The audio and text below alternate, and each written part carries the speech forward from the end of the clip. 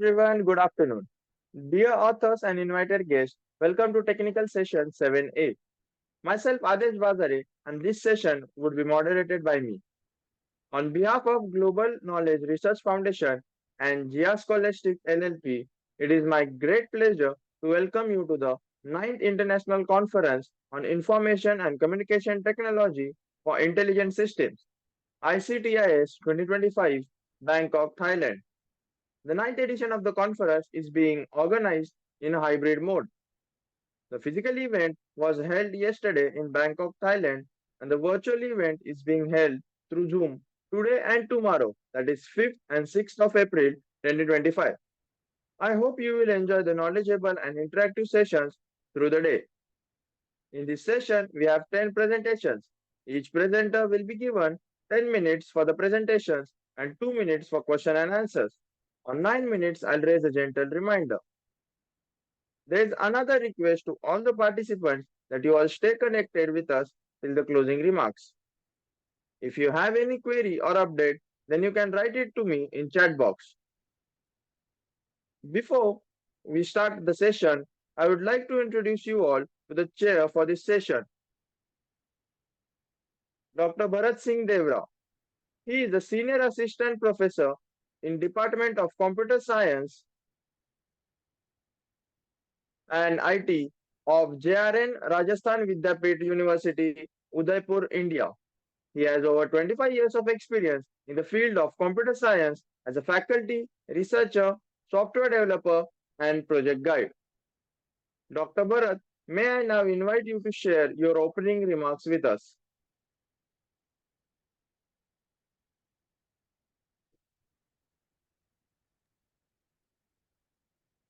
Hello, Hello, sir.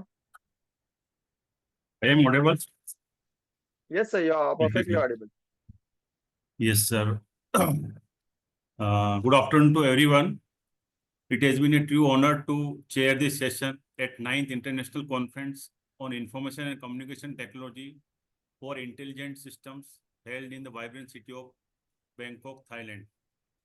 So we had an opportunity to listen the participants and I allow to start with the session. Thank you, sir. Now I would like to start with papers. We will begin with Ms. Anaka Deshpande, who will present a paper on a comparative study of provisions on fixed term employment in India's various labor codes.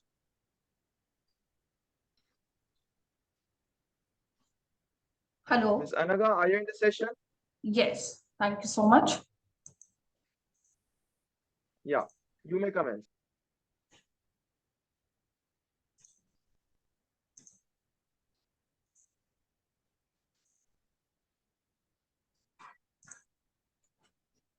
Is my screen visible? Yes, ma'am, your screen is visible. Okay. Good afternoon, respected chair, panel members, and attendees.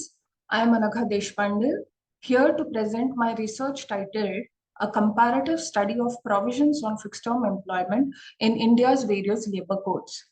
I will be talking about the growing prominence of fixed-term employment or FTE in India. This employment model is rapidly gaining traction, mainly due to the need of labor market flexibility, especially in sectors that require dynamic staffing patterns. Our study explores how India's labor code reforms address fixed-term employment, the effectiveness of these provisions, and areas needing policy improvements. A brief outline of the presentation will begin with the introduction, research objectives, followed by literature review. We'll compare provisions of fixed-term employment, delve into the key challenges, and offer policy recommendations. India has basically undertaken major labor reforms in recent years. The government has consolidated 29 existing labor laws into 4 comprehensive labor codes that are Code on Wages 2019, Industrial Relations Code 2020, Occupational Safety, Health and Working Conditions Code 2020, and Code on Social Security 2020. These reforms aim to simplify compliance, promote ease of doing business, and provide universal protections to the employees. However, in case of fixed-term employment, challenges do exist with respect to the implementation as well as the policy inconsistencies. Our study has 4 primary objectives. The first one, to analyze fixed-term employment provision in India's labor codes, to identify gaps and inconsistencies, especially between the central laws and the state level implementation, to compare policies across the 4 codes to evaluate consistency and coverage, and the fourth one being to recommend policy changes that ensure fair and equitable treatment of the fixed-term employees. Our literature review revealed a clear research gap. The first paper was James, which was published in 2022, observes that the labor codes simplify regulation but fail to address the fixed-term employment specific concerns. The second paper, Jain et al. In 2023, focus on the impact of industrial restructuring on employment, but do not explore fixed-term employment in depth. Sathya and Kalai Selvan in 2024 study employer and employee perspectives, but overlook targeted analysis of fixed-term employment. Hence, there is a limited research on fixed-term employment specific enforcement, career growth prospects, and social protections. Now, if we go into the comparison of fixed-term employment provisions that are there in the 4 codes that we have just spoken. Code on Wages Act, the key provisions are, it ensures that the fixed-term employment workers receive the same wage for similar work as given to the permanent workers. However, the same code lacks clarity on benefits related to bonuses, incentives, etc. There are no enforcement mechanisms per se. Industrial Relations Code 2020. This defines what fixed-term employment is and allows fixed-term contracts without the need for notice period, which can reduce job security, and also ensures equal pay and benefits only by giving a written contract to the employee. However, gaps remain the same. No guidelines on contract renewals, continuity, or arbitrary termination of any employee engaged on fixed-term employment. Occupational Safety, Health and Working Conditions 2020 applies safety standards uniformly, but lacks emphasis on fixed-term employment related workplace concerns. Like, for example, applicability of EPF and ESIC, that is Employees Provident Fund and Employee State Insurance, has been covered under Code on Social Security in 2020. However, there are no statutory benefits earmarked which will be applicable to the fixed-term employees. If we refer to the draft rules of Maharashtra Industrial Relations 2021, the said code has enacted in 2021 September.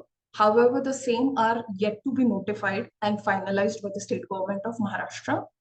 It has put a 3 years of maximum capping on which any employee can be engaged under fixed-term employment, as well as there is a maximum capping of 20% of the total workforce which can be engaged in any establishment.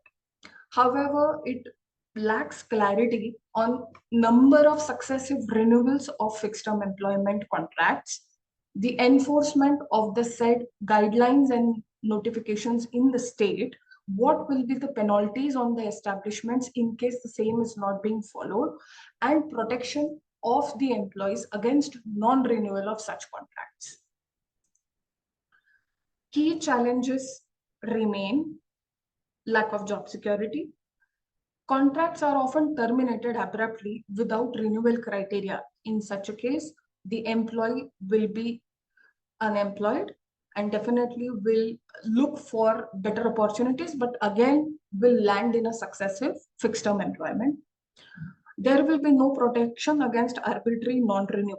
If any employee is having any grievance related to non-renewal of any contract, he or she will fail to get any such body or any committee to whom he can refer. There will be wage and benefit disparities. So it is required to maintain an equity between the permanent and the fixed term employment regarding the pay, the time of work, the leaves, and other social benefits. Monitoring mechanisms for fixed term employment rights are unclear and enforcement remains weak. These issues collectively impact worker morale, retention, and performance. Based on our findings, we propose several policy measures that are clear contract renewal guidelines. This will prevent arbitrary exits by defining renewal procedures and timelines. If the employee engaged on a fixed term employment readily knows what is the maximum tenure for which he or she will be engaged in any establishment, he'll have a further career path or any other opportunities to look after. Equal access to career development. The policies should ensure fixed term employees have access to training. We have 1 minute of time left. Please try to conclude in the given time frame. Right, sir. I'll do that. So I have access to training, upskilling, and promotional opportunities which are equivalent to the permanent staff. There should be a parity in the benefits and compensation, as we have already spoken, with respect to the perks, allowances, incentives, salaries, leaves, etc.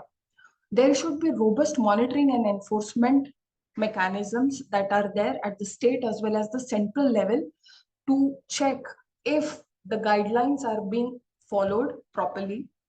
There should be harmonized national policy applicable across states and sectors to eliminate any ambiguity and ensure fair treatment. Encourage FTE to permanent transitions. There should be a capping wherein any employee who is engaged on a fixed term employment should be offered a career path in the same establishment if the same employee works there for more than 3 years. Conclusion. India's labor codes represent a major step towards modernizing regular labor regulation. However, provisions specific to fixed term employment remain underdeveloped and inconsistently enforced. Our study shows the need for clearer policy articulation, better enforcement, and institutional accountability, ensuring job security, equitable access to benefits, and clear development opportunities for FTE employees will be essential to have a balanced approach towards the labor market in India. Thank you so much. I'm open to questions now. Hello. Hello, Adesh sir.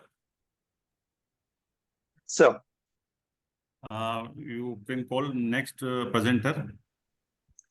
so for this particular presentation, I see there are no questions or No. suggestions. Yeah, no, this is not related to CS, so I don't have any question. Okay. So thank you, Anga ma'am. Thank you, sir. Can I ask one question? I'm Dr. Vilas from BITS Pilani, Dubai. Can you hear me? Sure, sir, sure. Yeah, Yes, sure. sir. Yeah. So in contractual employment, like how you are going to improve the performance of employees? How you are going to improve performance of the employees.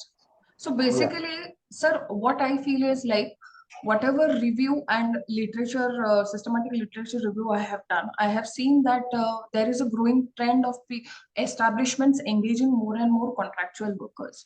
So basically, in case if we are very happy with a certain sets of employees who are working on a contractual mode, so it is ideally recommended that such employees may be on the performance basis be given a career path in the establishment wherein after serving a particular period on contract, they may be offered permanent contracts too.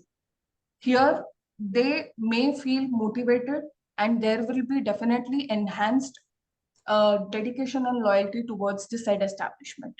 It will also further improve their performance at the workplace.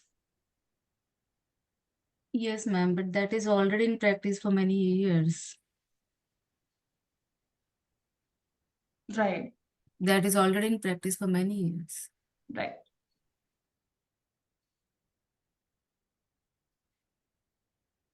Okay, anyhow, What new you are fine. proposing? What new policies you are proposing? Or based on your comprehensive literature review, what new I- policies can be established to either to promote contractual to the permanent one, fixed one, or to promote fixed one to the higher level? So what is the outcome of your comprehensive study? So basically, I just want to elaborate on the existing legal provisions that we have in India. What are the gaps and what gaps should be filled according to which the state, like for example, if we take state government of Maharashtra, the draft Maharashtra industrial rules have been notified in September 2021. However, the same have not been yet finalized. In such case, employees who are being engaged on a fixed term employment wherein the end date and the start dates are fixed, these employees, they are getting abused by the existing employers. It may or it may not be the case. I mean, someone like we have this industrial relations code. Sorry, we have this industrial relations code 2020, wherein it has been clearly mentioned that the salary and rest of the social benefits should be at par with that of permanent employees. That But is the legal actually, how issue. many? Is it a research issue? That can be the legal issue, no? Is it a Right. research? Is it a issue for the research purpose? So that is what I mean. The gaps that are there in the existing statutes, codes, and rules that we have in India, that is the gap that I have identified. And I have given Any, some What is any policy solution you recommendations. are, after identifying these gaps, have you come to any solution? So policy recommendation stays the same, ma'am.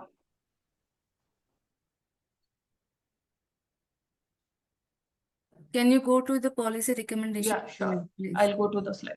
Yes.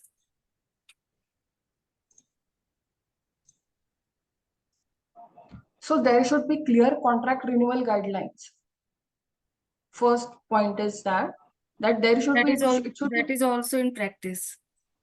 On your contractual appointment itself, it is already mentioned what should be the guidelines for your continuation. correct.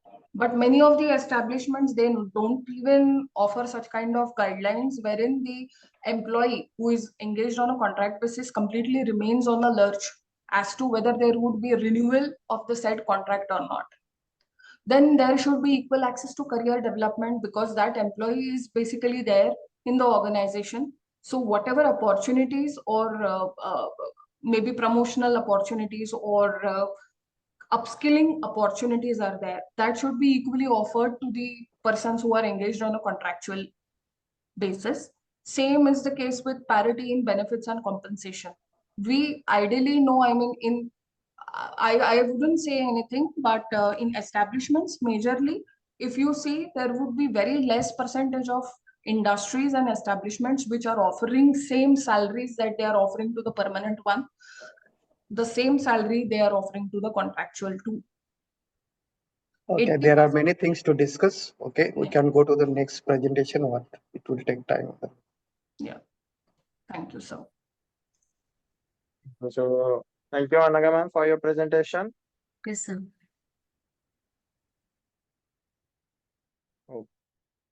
So before moving to our next presentation, I would like to introduce our session chair, Dr. Vilas Haridas Gaidane. Sir is an associate professor, Department of Electrical and Electronics Engineering, Birla Institute of Technology and Science, Pilani. He has over 20 years of teaching experience and organized several international conferences and has published many quality papers in the reputed conferences and journals. His research interests in image processing, biomedical image processing, analog and digital VLSI circuits design, and artificial intelligence, machine learning, and applications. Dr. Vilas, may I now invite you to share your remarks with us? Okay, thank you for this. Can you hear me? Yes. Yes, sir, you're audible. Yeah. First of all, sorry for the late joining here. So I was in institute here in Dubai. So there is a time gap quite in Thailand and here. And today is a holiday for us. Anyway, so Yeah. first presentation I have seen, it's a good presentation. And Yes. rest of the presentations, I have seen the headings over here. These are also advanced topics. So let the presenters allow to present now. So after each Sure, sir. paper, we'll ask some questions. Okay. So, Yes, sir. Thank you, sir. Yeah. So moving forward with our paper presentations, the next presentation will be given by Shanila Ansari. Ma'am, are you in the session?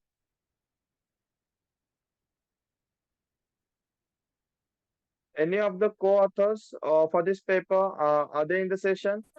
Hello. Yes, I am Yeah, present. I am Shanila and I'll be presenting now. sure. So I'd like to invite Shanila Ansari to present a paper on a survey on deep learning techniques and real-time applications in traffic sign recognition. Please commence, ma'am.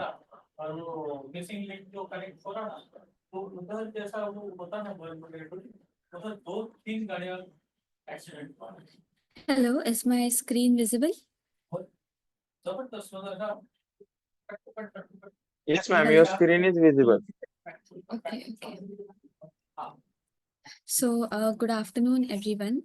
My name is Shanila Ansari, and I'm excited to share a paper which focuses on traffic sign recognition, or TSR for short.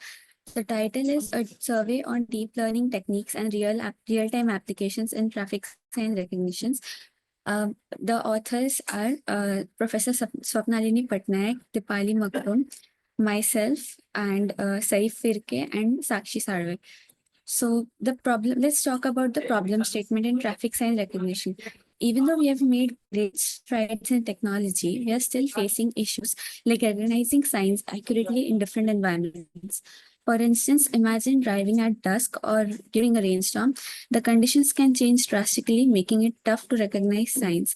The paper aims to analyze existing methodologies to see how how effective they are. It also emphasizes the integration of TSR with technologies like drive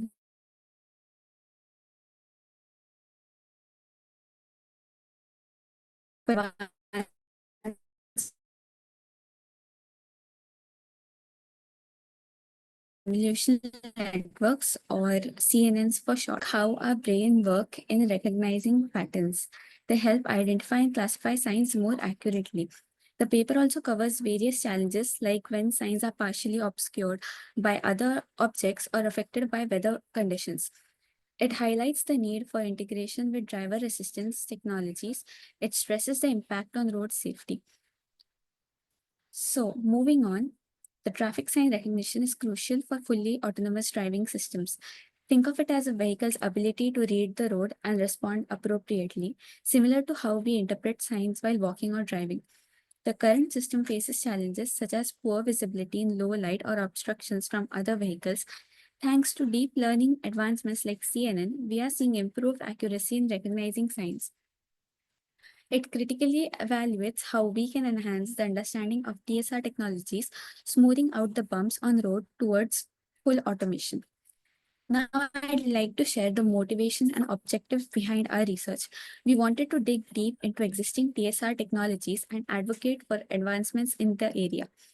Just like an athlete needs to refine their skills, TSR systems must improve their real-time performance, especially in varying light conditions. There's significant focus on integrating these systems with vehicular control to minimize accidents, making our roads a safer place.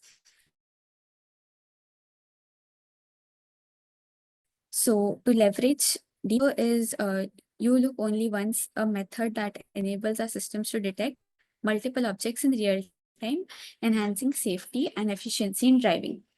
So we conducted a literature survey across 14 papers, and I'll just briefly explain what all we found. We have classified it into methods, results, and challenges faced in each paper. So in the ML-based recognition, it used supervised machine learning, and it learned from labeled data sets. The results were 92% accuracy, but it struggled in small data sets because it was misclassifying the signs. In Indian sign detection, it used the SURF method and RGB saliency, which is used to classify the colors. So the accuracy, it performed well, like it performed 98.6% in daylight and 97% accuracy in low lights, but it struggled with transformations, the rotated or tilted signs, and had limitations in real-time performance. Alert system and YOLO. So the results, it detected quickly and alerted the driver through audio, but it faced latency and syncing issues between the detection and the voice alert.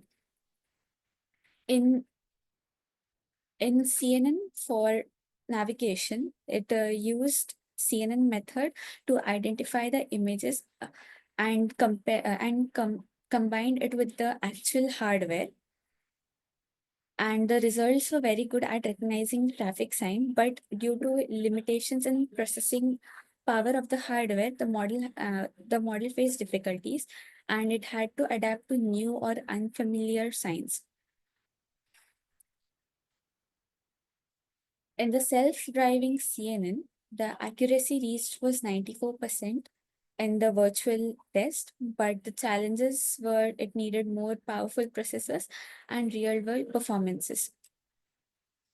So, moving on to the accuracy comparison across the 14 papers, here I would like to emphasize that this chart highlights the accuracy rates achieved by different methodologies, particularly focusing on CNN and YOLO. CNN and YOLO-based techniques generally demonstrate higher accuracy rates, especially in varied environmental conditions, emphasizing their effectiveness for real-time applications in traffic sign recognition. As you might have noticed, there were variations in accuracy based on different methods. The reasons for these variations are mainly three reasons. First is the dataset size and quality. Larger datasets and more diverse datasets tend to be more accurate. Environmental conditions like rain, snow, fog affected the accuracy and the complexity of traffic sign designs. The similarity in sign designs led to misclassifications, and this is especially challenging when datasets do not adequately represent this diversity. So the comparative analysis, I'd like to present the comparative analysis of this paper.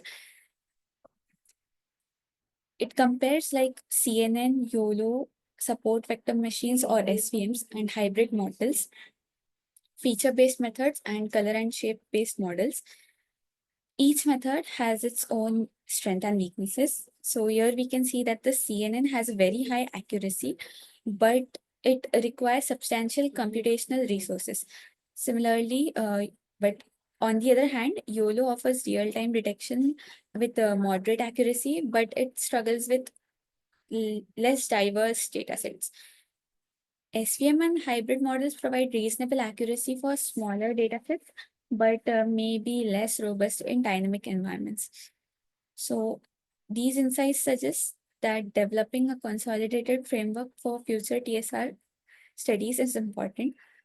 A comprehensive framework for TSR research is essential for addressing current limitations, paving the way for safer, smarter transportation systems, and overall integration of TSR with automation technologies in vehicles. Sorry to interrupt, ma'am, but you have 2 minutes of time left. Please try to conclude your presentation within the given time frame. Oh, okay. All right. Okay. So Here are the research gaps. We identified certain research gaps. Though we have advanced technologies, there are still problems, like the existing models can struggle on low power devices, akin to trying to run a heavy game on an old computer. These systems often underperform in poor light or bad weather. However, we need larger, more diverse datasets for training so that models can learn to recognize traffic signs under different light conditions.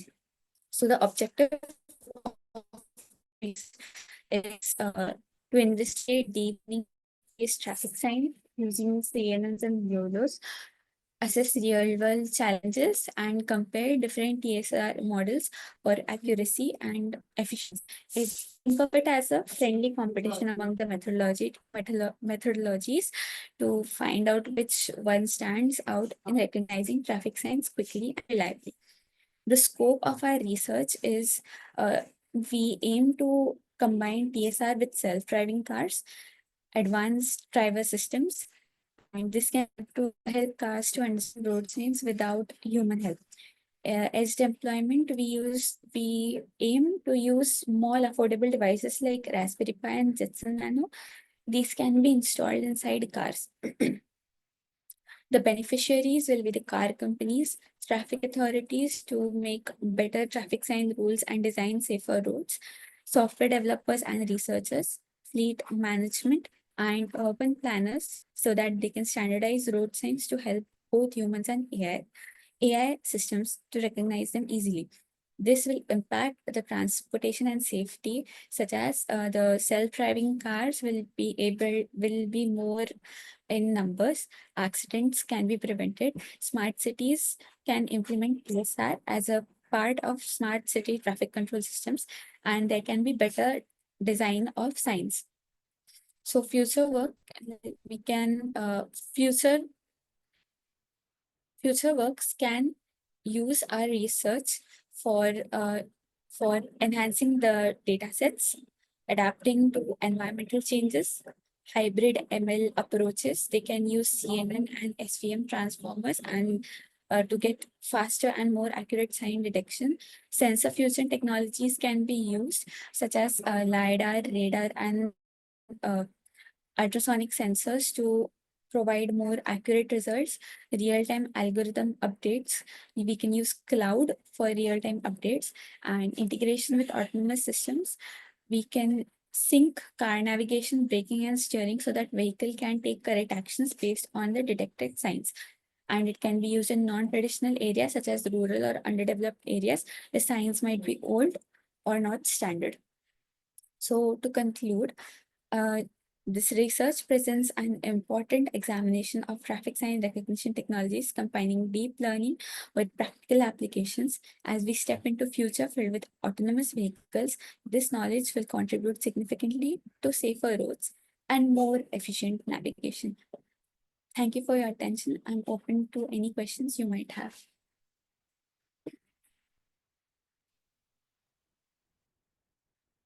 Hello. Hello. Yes. Yes, I have one question. Yes. Can you hear? Yeah. Yes, I'm able to hear. Yeah, you are talking about the CNN and everything. And then again, you are talking about the IoT and devices which can be installed in the car. So is it possible to incorporate a CNN type of algorithms in a IoT? Yes, definitely. It is very much possible to incorporate it into IoT devices. Okay, you tell me the any configuration required for the CNN architecture, system configuration, Sorry, that please. system configuration, that is minimum system configuration that is required to, the run this CNN algorithm.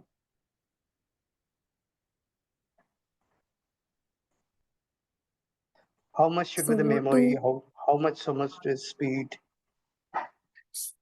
so sir, what we have implemented, not in this paper, but from personal experience, the basic memory was the memory I used was 8 GB, Okay, and simple thing. Can you Raspberry Pi? Can you run the CNN code in Raspberry Pi? yes.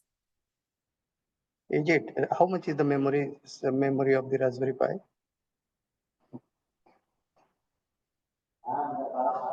Memory is very less in Raspberry Pi. It is 4 GB. It depends, but the one I used was 4 GB. Okay. Any question? But it's very, YOLO, other algorithms, CNN-based algorithm is required the more memory. And if you're not having that enough memory, it will get hanged. It's okay. Any other question? Hello, You can yeah, ask. one question. How do the survey techniques ensure accuracy in varying weather conditions or poor visibility? You have shown various accuracies. So how you ensure this in varying weather conditions or poor visibility? So first of all, we can use sensor infusion techniques.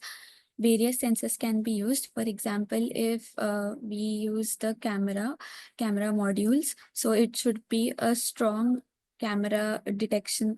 The camera's quality, the pictures that will be detected, the quality of those pictures should be strong.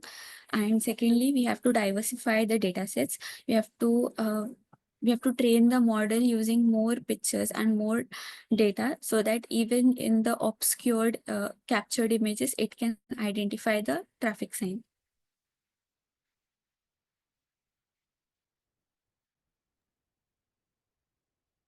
Next presenter. Okay, so that all the questions are completed, I think we can move to towards our next presentation. Thank you, Shanila. Thank you so much. Yeah. So our next presentation is Ahmad Bachir. Ahmad, are you in the session? Oui, hello. Hello.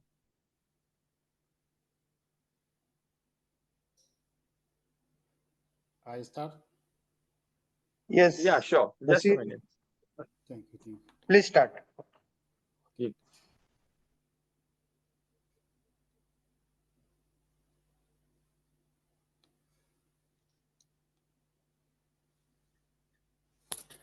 My screen is eligible. Yes, sir, your screen is visible. Okay. Thank you. Good evening. Thank you for giving me the floor. My name is Ahmad Brahim Bashir. I'm research teacher at the Virtual University of Chad. So, Chad Nice. National Jamena Capital. Thank you for allowing me the time to present the paper entitled I-based anomaly detection and poultry. Comprehensive waivers at the 19th International Conference on International and Communication Technology for Intelligent Systems. This work was done by a team composed of myself, Ahmad Brahim, and Dauda Ahmad Mahmoud.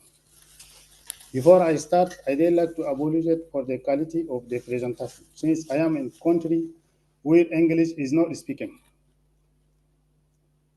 And I was the research they promoted me to the English. So I apologize for the quality of the presentation. Perhaps some words are misplaced or something incorrect center. English is a bit hard one with here. So please excuse me. Here is the outline of the presentation. Introduction 1 to objective research methodology and scientific contribution and conclusion perspective. We'll start to introduction. And chicken is one of the most consumed animal by the global population.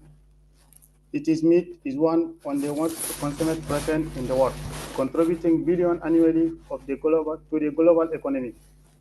Poultry is a serious challenge for both food and economic security. This is such a Newcastle disease, salmonellosis, and coccidios led to significant economic losses due to reduced productivity and increased mortality rate. First, with the significant increases and demand, poultry farmers are increasingly forced to optimize their diet, particularly in terms of poultry herd management. in order to avoid economic loss caused by poor resource management. Good health is crucial animal.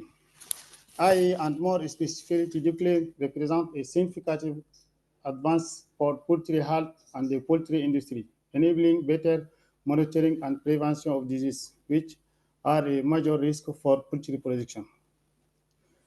Objective number 2, the aim of the study is to monitoring and prevent avian disease, which represent a major risk for poultry production.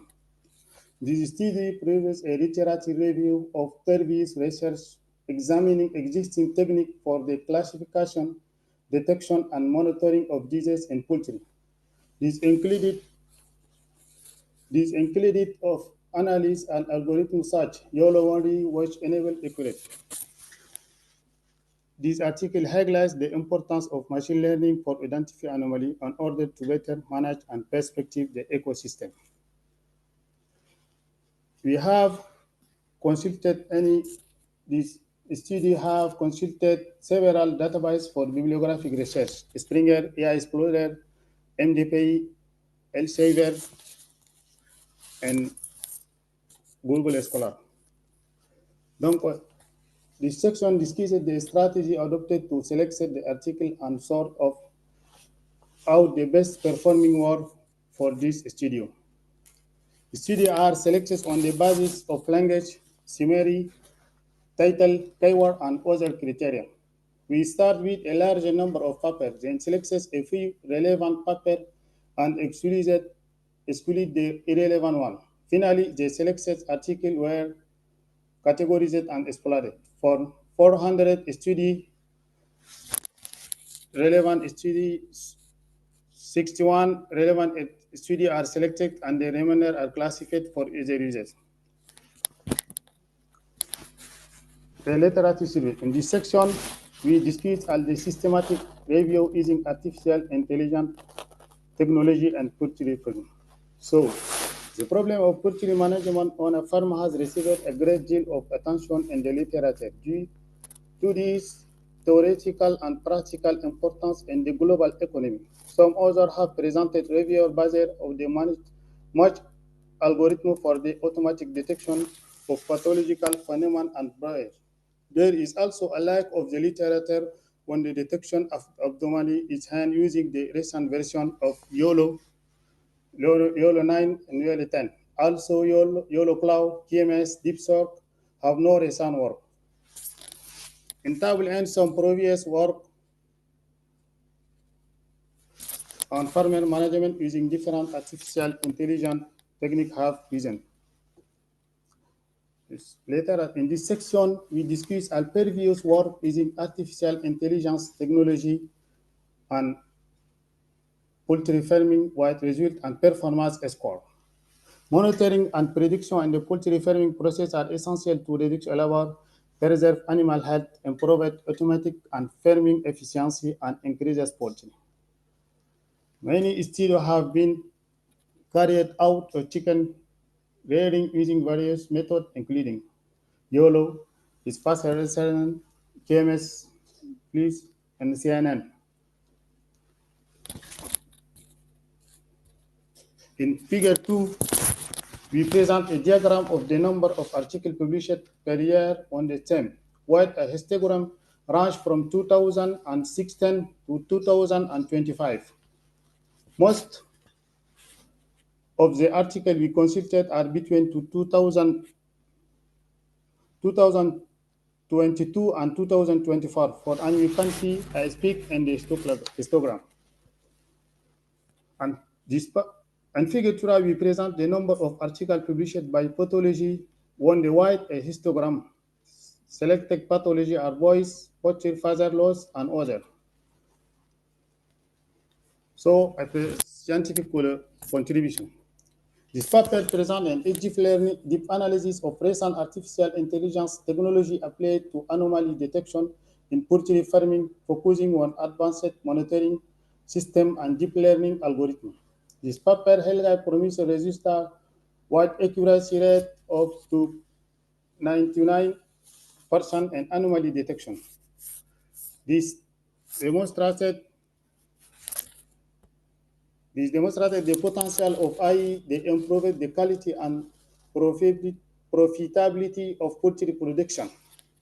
This contribution enriches scientific research on the importance of artificial intelligence in poultry herd management and offer future direction for further research in this crucial area. So to conclude it, Sorry the to interrupt, study. Mr. Ahmed, but Thank you. I wanted you to come to the conclusion. I concluded. The study underline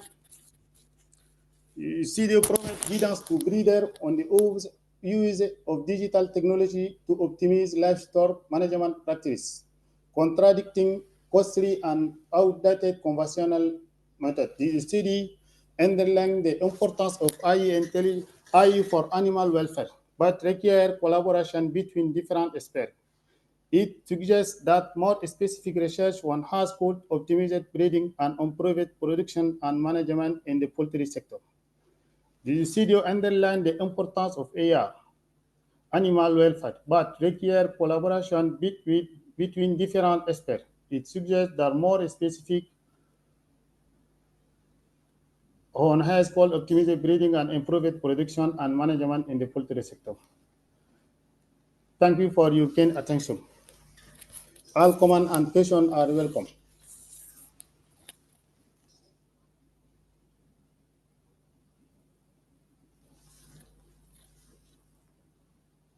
So, are there any questions from the side of session chairs?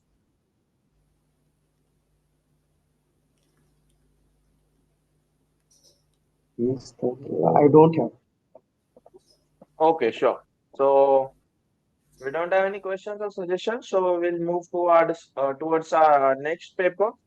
So, our next presentation is Mr. Selvamani K, who will present his paper on AI-driven cybersecurity for personalized threat detection in small and medium-scale enterprises. Mr. Selvamani, are you in the session? Yes, sir. Yes, sir. Okay, sir, you can proceed with your presentation. Okay, sir. Okay, thank you. Yeah.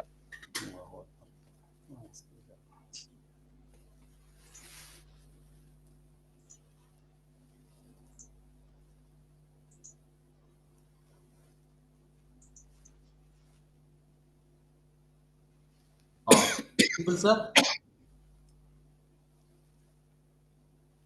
Yeah, is it visible?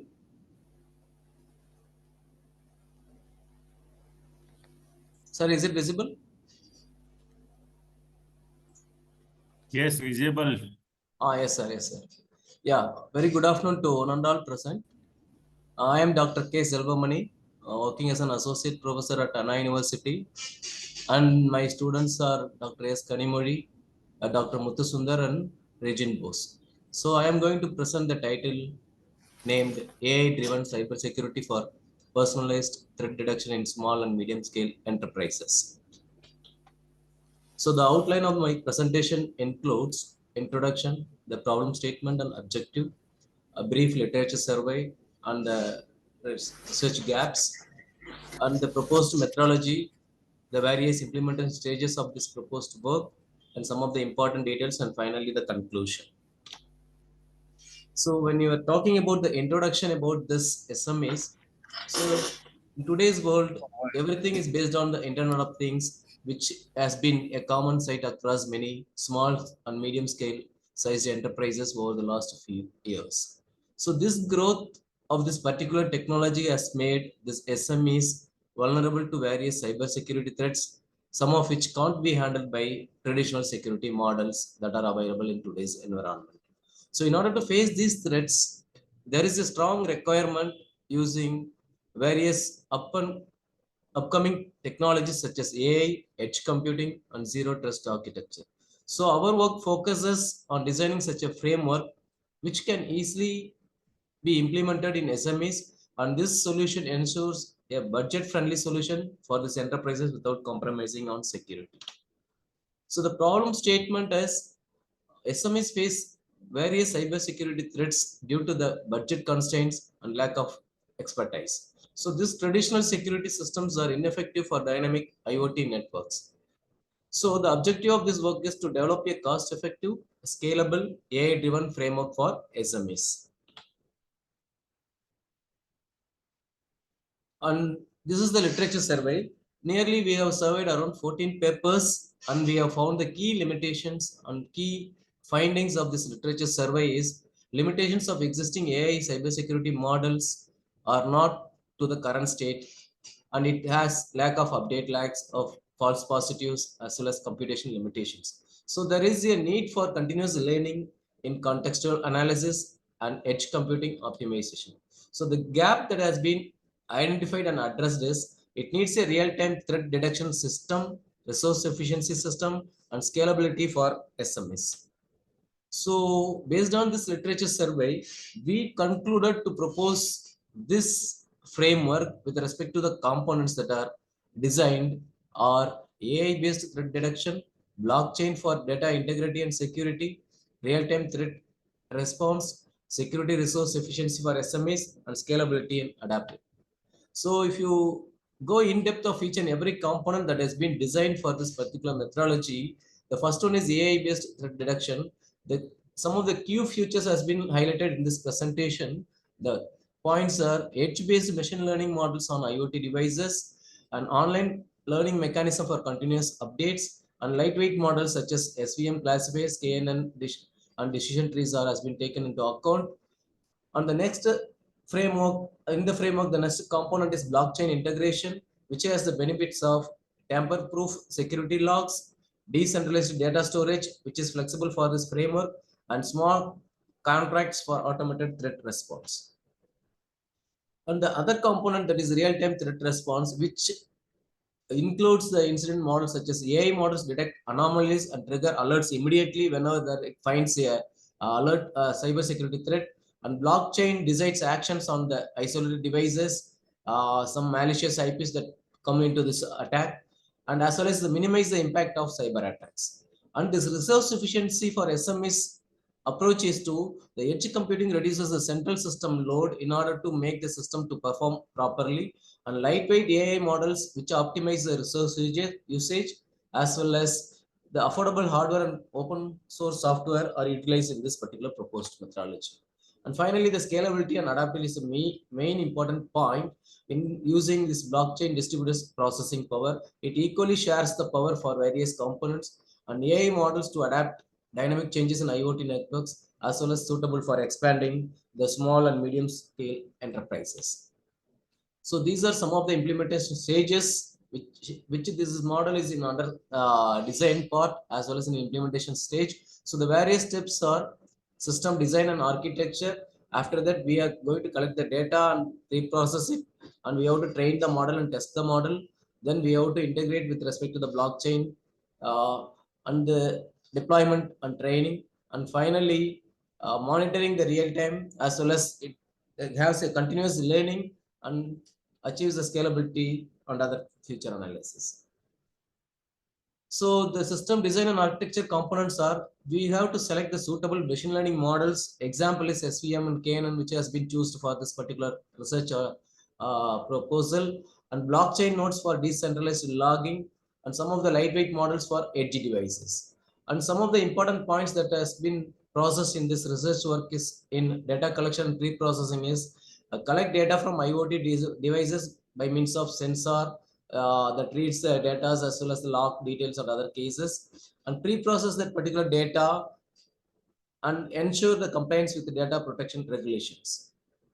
The other stage is model training and testing. So using the appropriate learning methods such as the algorithm that has been devised for this research work to find the abnormal behavior as well as to detect the abnormal behavior of the system, and some unsupervised learning for new threats as well as reinforcement learning for continuous adaptation.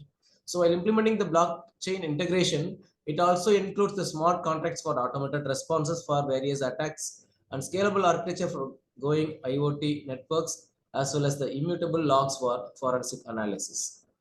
And finally, these are the two important things that has been deployed in this system deployment and training. So the compatibility of the system has to be adapted with respect to the approach of pilot testing in one department, continuous performance evaluation with respect to the accuracy and response time, and fully deployment after successful pilot. So it also has to be monitored continuously for further updation as well as the Mr. further. Selvamani, sorry to interrupt to you, but sir, you have 2 minutes of time left. Yes, Please sir. try Yes, to sir. conclude your Yes, presentation. sir. Yes, sir. I will complete, sir. Yeah. And the scalability and future. So integration of these advanced technologies such as zero knowledge proofs, periodic audits for emerging threats, as well as support for quantum computing and zero trust architecture.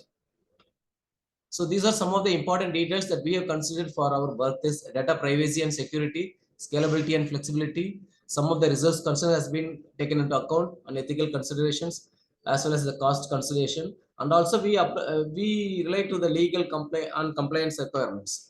So conclusion of this research work is this AI-driven framework addresses small and medium-scale enterprises with a lot of cybersecurity challenges. Also, it combines AI and blockchain as well as the edge computing for real-time threat detection, which identifies a new type of cyber attacks in the particular system. Also, this designed and developed framework will be cost-effective, scalable, and adaptable to the future threats in this particular phase. And these are some of the key references has been represented here. We have just taken around 14 to 15 papers for doing the survey of this particular things. And this is the study paper which we are trying to implement in process. Thank you for listening and for your kind attention. Thank you very much. Hello. Yes, sir. One question. Today, data privacy is very important. So, how do you ensure data privacy while training AI model on sensitive enterprise data? Because data privacy is very important. So, when we train the AI models, how will you ensure data privacy? Yes, sir. Yes, sir. Data privacy, we use some technology in order to hide the data. Actually, the data set which is available is trained. Then the new data is applied in that particular case, sir.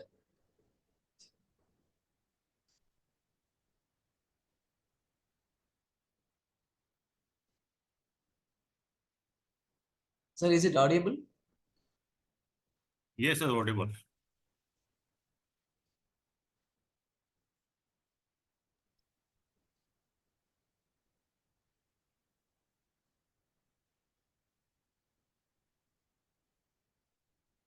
Any other questions, sir? Hello, can you hear? Yes, sir. So your paper is literature review paper. Sir? This is a review paper, right? Not, original research or something. Okay, one question let me ask you, like, sir, Devra sir asked the same question, like, you should, Sir, little bit louder, sir. Not audible, sir. okay, 1 minute.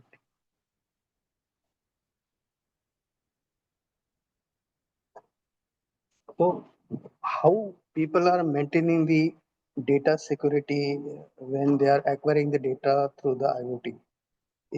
Do you know any technique? Sir, is the question is how you secure the data, right? Is it, sir? Yes.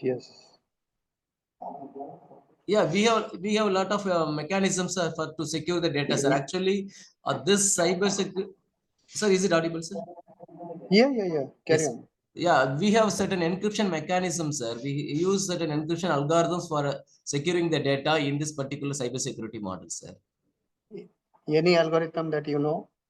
Yes, sir. Actually, we are trying to implement this RSA algorithm, sir. But still What it is is full in the form of process. RSA? What is RSA? It's an algorithm, encryption algorithm, sir. RSA, it is a public key crypto system.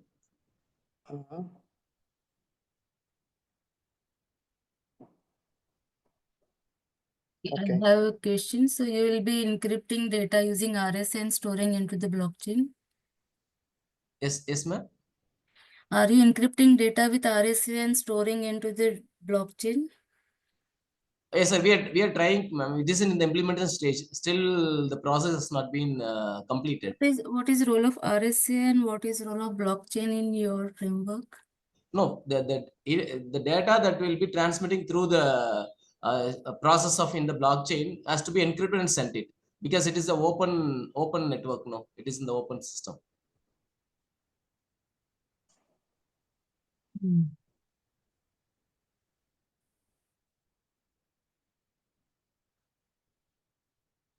Okay, you can go Thank to next presentation. You Okay. can have. So now that the questions are completed, thank you, Selvamani sir. Yes, sir. We'll Thank you, move sir. to our next presentation.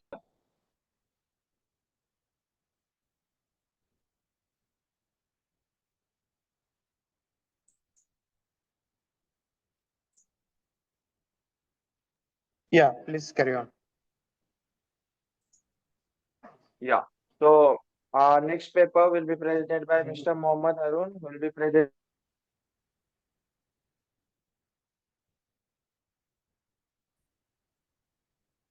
his paper on a IoT-based scalable water quality monitoring and prediction system.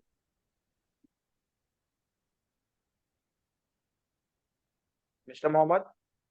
Yes. Okay. Is my screen visible? You can commence with your presentation. Is my screen visible? Yes, it's visible, but we are only able to see the taskbar of your mic of your device. Okay. One sec.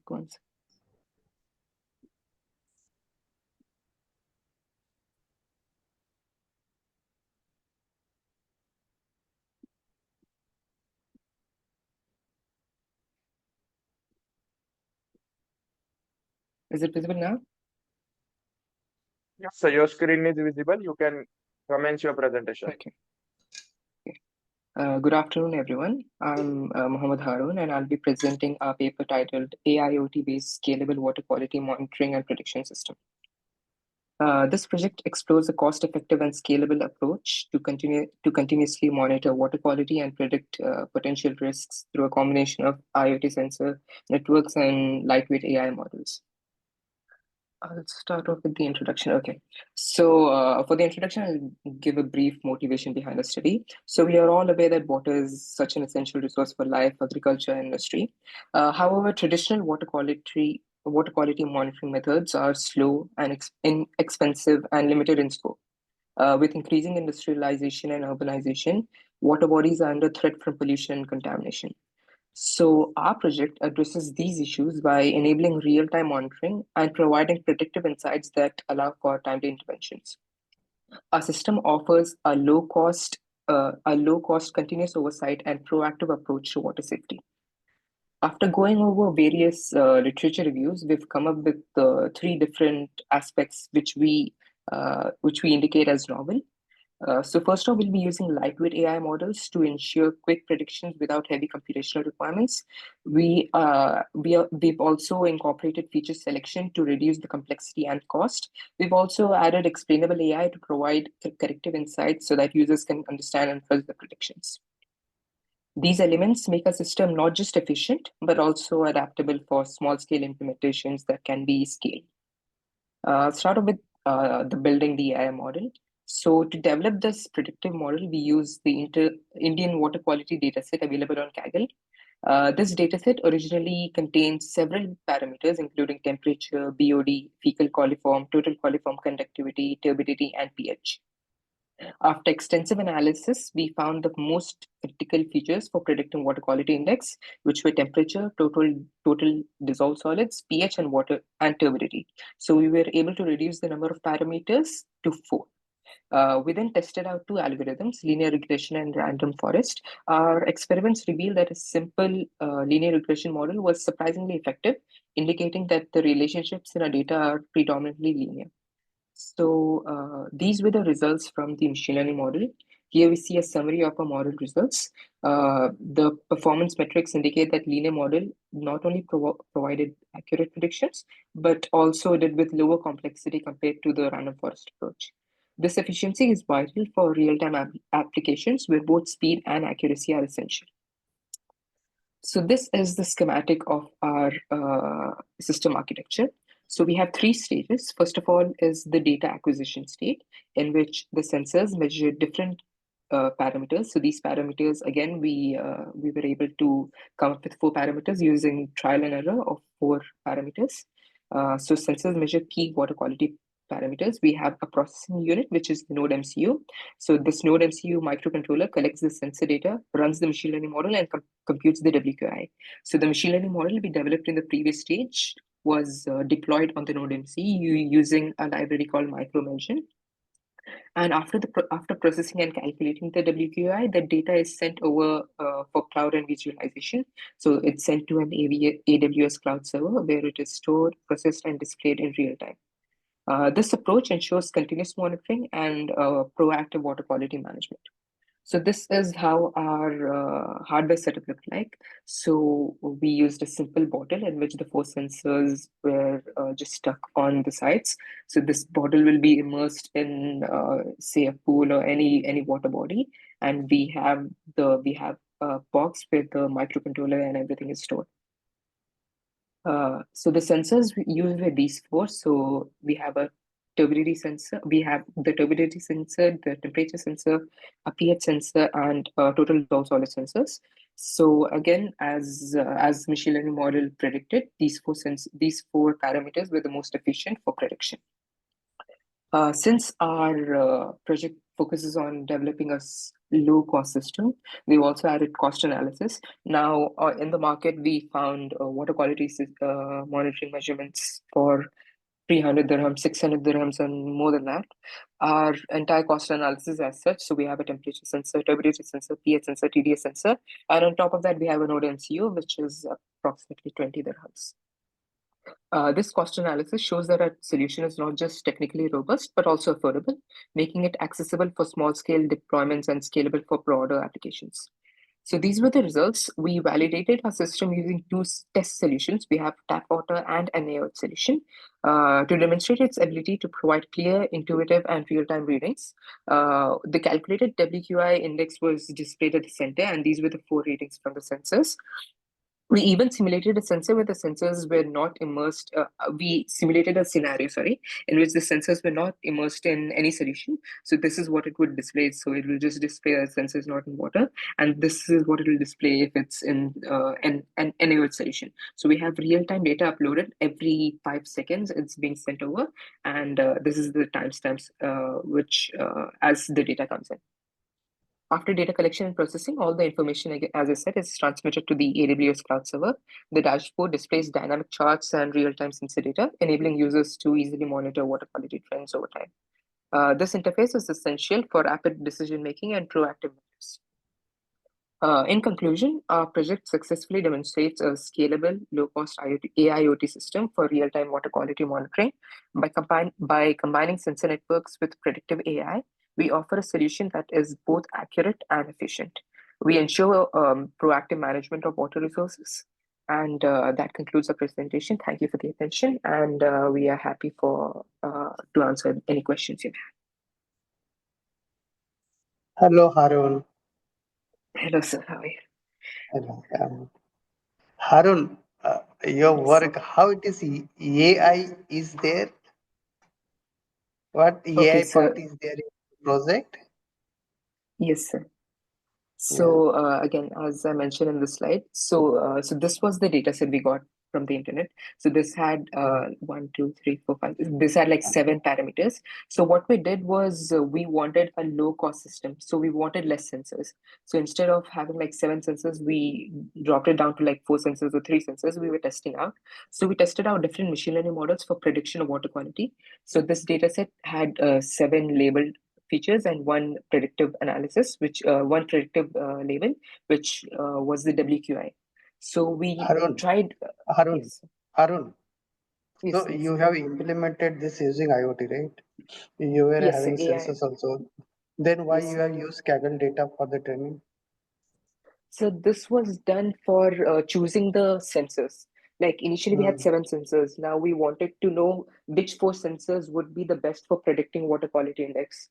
So we Hmm. tested out the machine learning models, and then we found that these 4 features were the best for prediction. Like these give the highest Which one? accuracy for WQI: temperature, Temperature. TDS, pH, and turbidity. So after we found Rest are. this, yes, the rest, what we did was, as I said, we wanted to reduce the cost. So it was a trade-off between the number of sensors and the accuracy, prediction accuracy. So we chose 4 sensors using feature selection, and it was based on this AI model. And since this AI model also predicted the WQI, this was deployed on the node MCU. So whatever the measurements were done by the 4 sensors, this was predicted for the water quality index was predicted using the machine learning model. Something you have shown some matrix over there, right? In PPT. Yes, sir. This was the results from the machine learning model. So this is the correlation matrix of how correlated each parameter was with the other. So this helped in feature selection. Like we were able to discard. What you call this matrix? So this is the correlation matrix, like how related one variable is with the other variable. So for features. Do you heard about the confusion matrix? Yes, confusion matrix is also there for the accuracy results. We just added the comments here. What is difference between this matrix and confusion matrix? So this matrix is more of what you say in the training stage. This matrix is used for feature selection, like we can discard features which have high correlation. And confusion matrix is more focused on the accuracy and result side. So whatever the true positives, true negatives, and false positives are there. So that's confusion matrix is more for the result side, and this is for the training side. Any question from audience?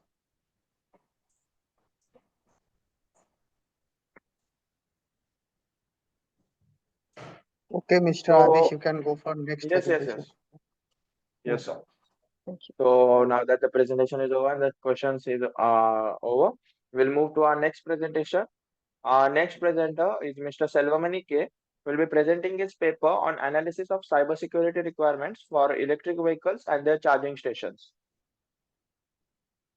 Selvamani, sir? Yes, sir. Yes, sir. Yeah, you can proceed. Yes, sir.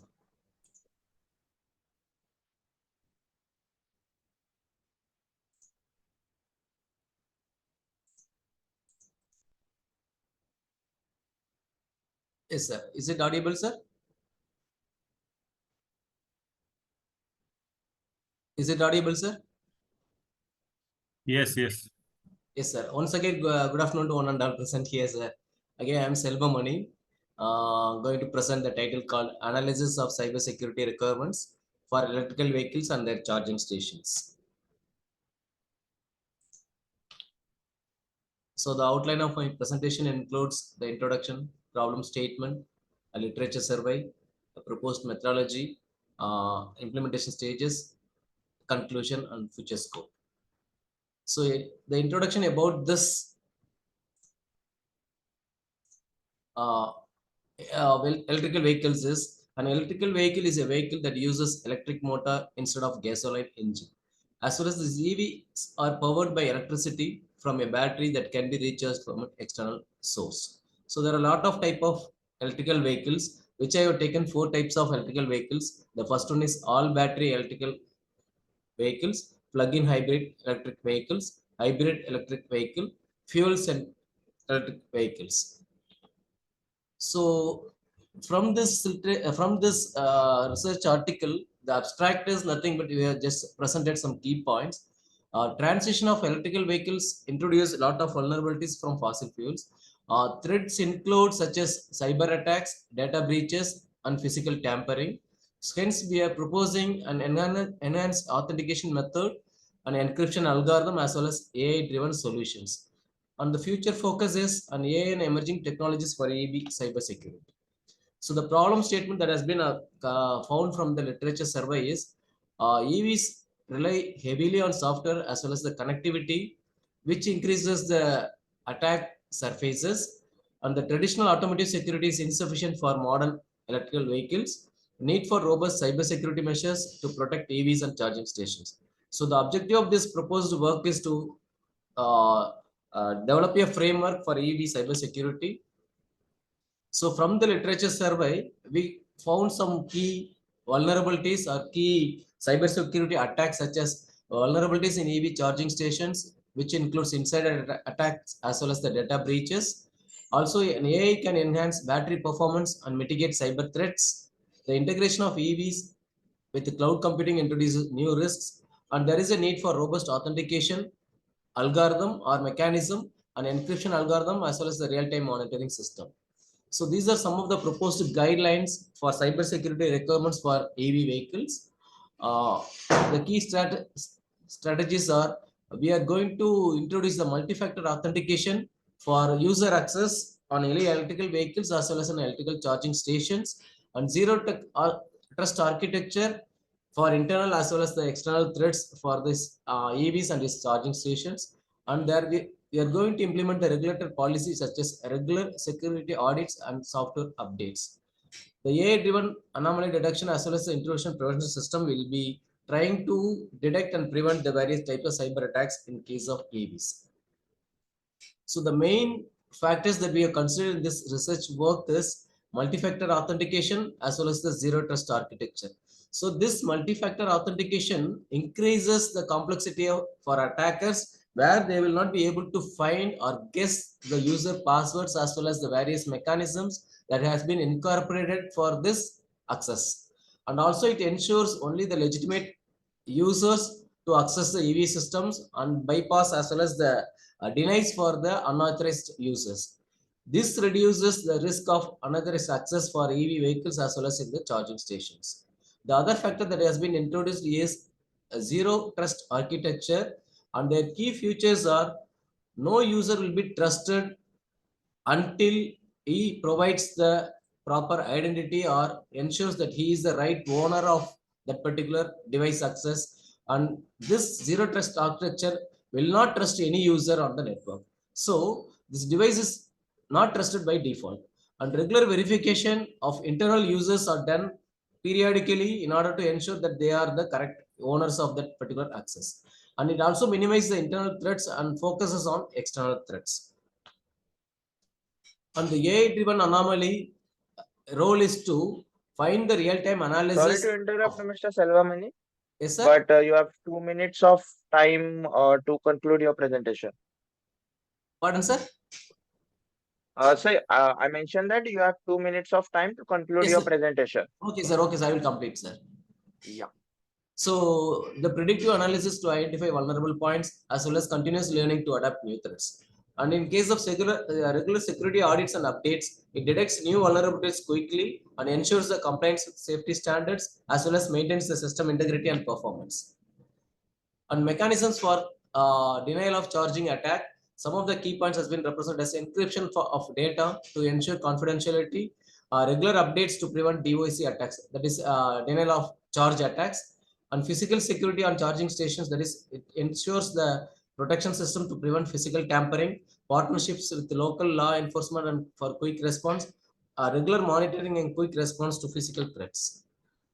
And conclusion is, by providing these two multi-factor authentication as well as zero trust factors in EV as well as and its charging stations, in order to face significant cybersecurity challenges, this proposed frameworks includes MFA, ICTIS as well as AI-driven solution and regular audits. So collaborating with various manufacturers, regulators, and academia is essential.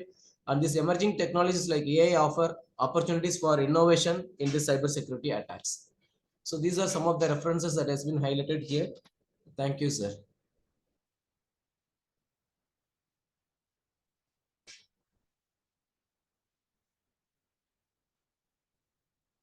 Thank you, Professor.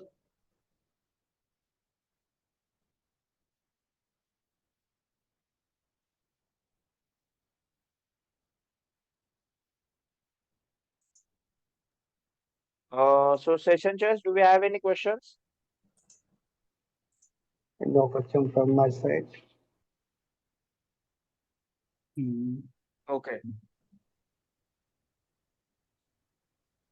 Yeah. I So ask thank you you, one Selvam. question. Hello? Yeah, sure, sir. How do your recommendation align with global standards like ISO 15118? Have you heard about this standard, ISO standard 15118? This is related to EV charging, electric vehicle points. Sir, browser. Have you heard about ISO 15118? Yes, sir. Yes, sir. It is Bharat Electric Vehicle. I think, sir. I think so that it is a Bharat Electric Vehicle Standard, sir. ISO. In Indian government, it has been implemented, sir. BEVs. You have not mentioned in your paper. That's why I'm asking. Sir, Okay, yes, sir. okay. It is in the paper, sir. But here it has not been represented, sir. Okay.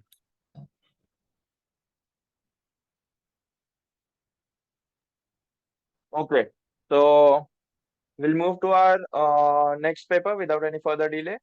So our next presentation is Ms. Smita Pai ma'am, who will present a paper on blockchain-based ABE in healthcare cloud data security. Yes. Okay, sure ma'am, you can commence with your presentation. Yes. Hello, everyone. Greetings of the day. Hello ma'am.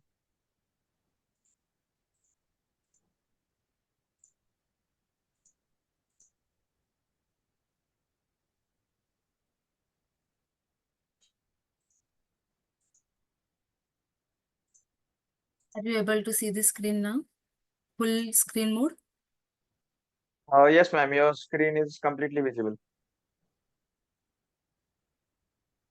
Changing slides also? Yes ma'am, the slides are visible. Okay, okay. Hello everyone, greetings of the day. Myself Smita Kulkarni Pai. I'm research scholar at Mumbai University, and our article is a blockchain-based ABE in healthcare cloud data security. Medicine and healthcare are information-intensive sectors where huge amount of information is created, processed, and stored on daily basis. Healthcare clouds are providing these services in seamless fashion and in all possible secure ways. This information is shared among multiple shareholders in multiple locations at multiple times. Providing fine-tuned access to such information is inevitable in order to maintain secrecy, integrity, authenticity, availability, and traceability. And thus, we are proposing a modern cryptography-based fine-tuned access control technique supported by blockchain technology.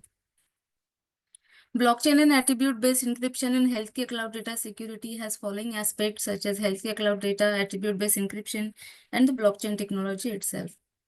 Here are the dimensions of healthcare cloud data. First is the operations on the data such as processing, dissemination, and processing, storing, and dissemination of the data. Next, data type in the healthcare cloud or in cloud, because data is a massive data which is collected from multiple users or millions of users. Then data is multi-tenant, which is shared among multiple users. Then data is remote, that is stored at the remote location, and data is distributed, that is data is distributed at various locations of the cloud service provider. And the next dimension is the stakeholders of the healthcare cloud data, such as patients, doctors, support staff, pharmacists, insurance providers, medical supply chain, and government agencies. Encryption of data is preliminary measure of providing any sort of information security. Data can be stored and processed in encrypted form to save from many breaches. However, traditional cryptography has many limitations over cloud data, such as cloud environment is semi-trusted or untrusted environment, and thus the encryption is must at the client side, which requires more resources at the client side. Moreover, traditional cryptography requires PKI and CA framework, that is Public Key Infrastructure and Certifying Authority, for creation and distribution of keys and the certificates for the identity purpose. Moreover, traditional cryptographic algorithms are complex for flexible data sharing among multiple users, and they doesn't support operations over encrypted data. They lack the reusability, and they are always deterministic. And thus applied cryptography is used in recent cloud data security. Modern or applied cryptography provides flexible encryption, decryption techniques, and supports advanced features like operations over encrypted data. Applied cryptography is of various types such as identity-based, attribute-based, and homomorphic cryptography, where identity-based cryptography makes use of user ID as a part of encryption and decryption keys, and attribute-based cryptography is an extension to the identity-based cryptography where user ID is a combination of user attributes, environment attributes, and resource or action attributes, and this user ID is a part of encryption and decryption keys along with the access policies. The literature survey of existing systems is divided into 3 steps, such as challenges in healthcare cloud and their possible solutions, ABE as a solution to cloud data security and its challenges and possible solutions, and blockchain and ABE in cloud data security. Challenges in healthcare cloud. Various researchers have studied these issues related to security, privacy of patient data, their understanding and concerns, provenance and its compliance issues, possible issues of using blockchain in healthcare, etc. So these challenges include,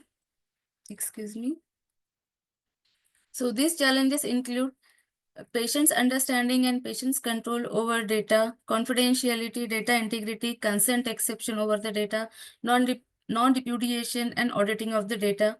Then challenges in adopting blockchain, return on investment, legal and financial implications. Once written on blockchain, data cannot be erased, huge data size, data protection laws and compatibility as per the provenance. Then inter-organization data motion and transition, need for anonymous data exchange solutions. Then data security challenges in multi-cloud environment, lack of effective methods to evaluate the sensitivity of unstructured data distribution to the multiple clouds, and then challenges of big data and cybersecurity, ethical and legal issues due to privacy, and computational cost when applied encryption and decryption.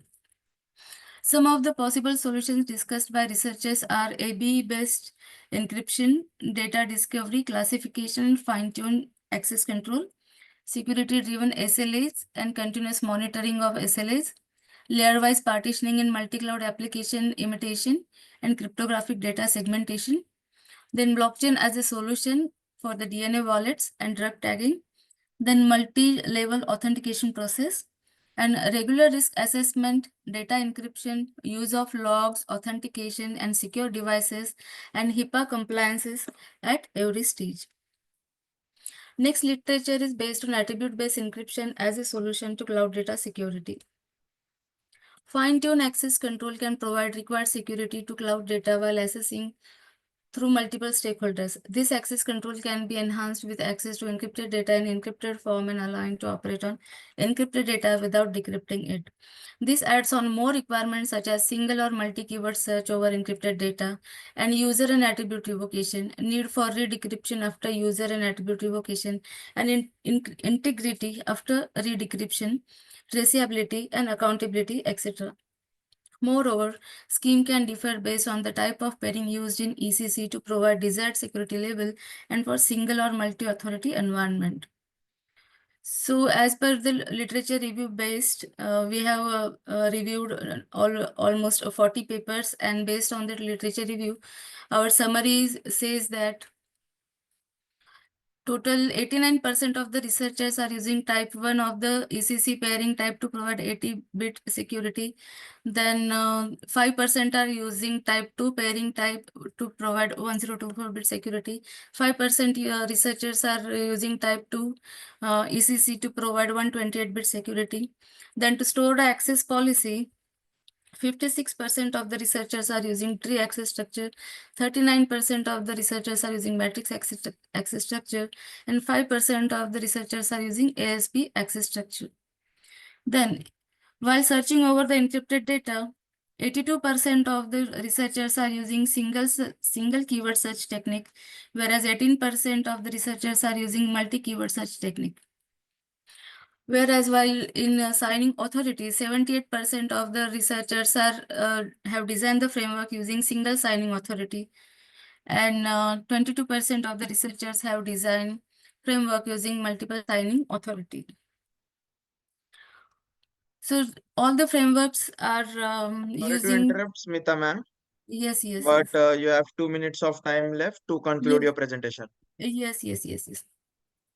So all the requirements for this secure framework are considered as a total 7 requirements, such as R1 is the fine-tune access control, R2 is collision resistance, R3 is user revocation, R4 is attribute revocation, R5 is integrity, R6 is traceability, and R7 is accountability. So out of this literature review, we can see that R1 and R2 are supported by all the researchers, that is 100% researchers are supporting R1 and R2. Almost 45% supporting R1, R2, and R3. Almost 50% of researchers are supporting R1, R2, and R3 and R4. Almost 40% of the 25% of the users are supporting R1, R2, R3, R4, R5, and R6. But none of the researchers have discussed about the accountability, that is R7.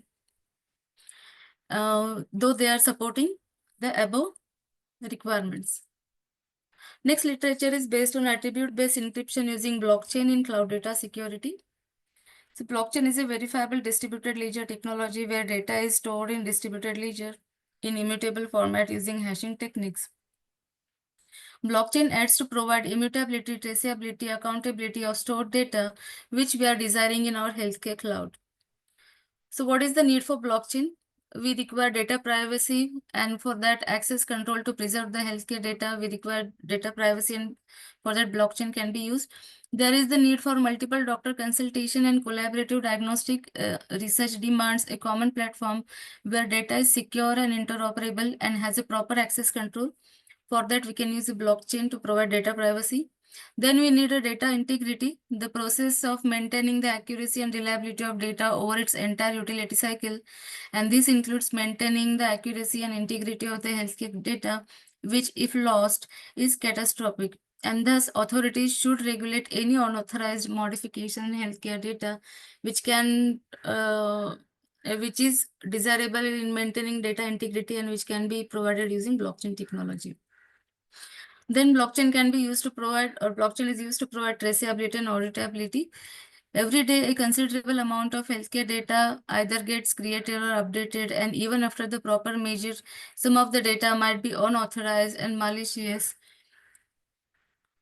And as data is secure, healthcare data storage system must have the provisions for identifying the source of each new entry and modification in it. We require the traceability and auditability, which can be better provided with the help of blockchain technology. This is the need for blockchain technology in our framework. So based on the literature review Sorry to interrupt you, ma'am, but please conclude your presentation because we have a time crunch here.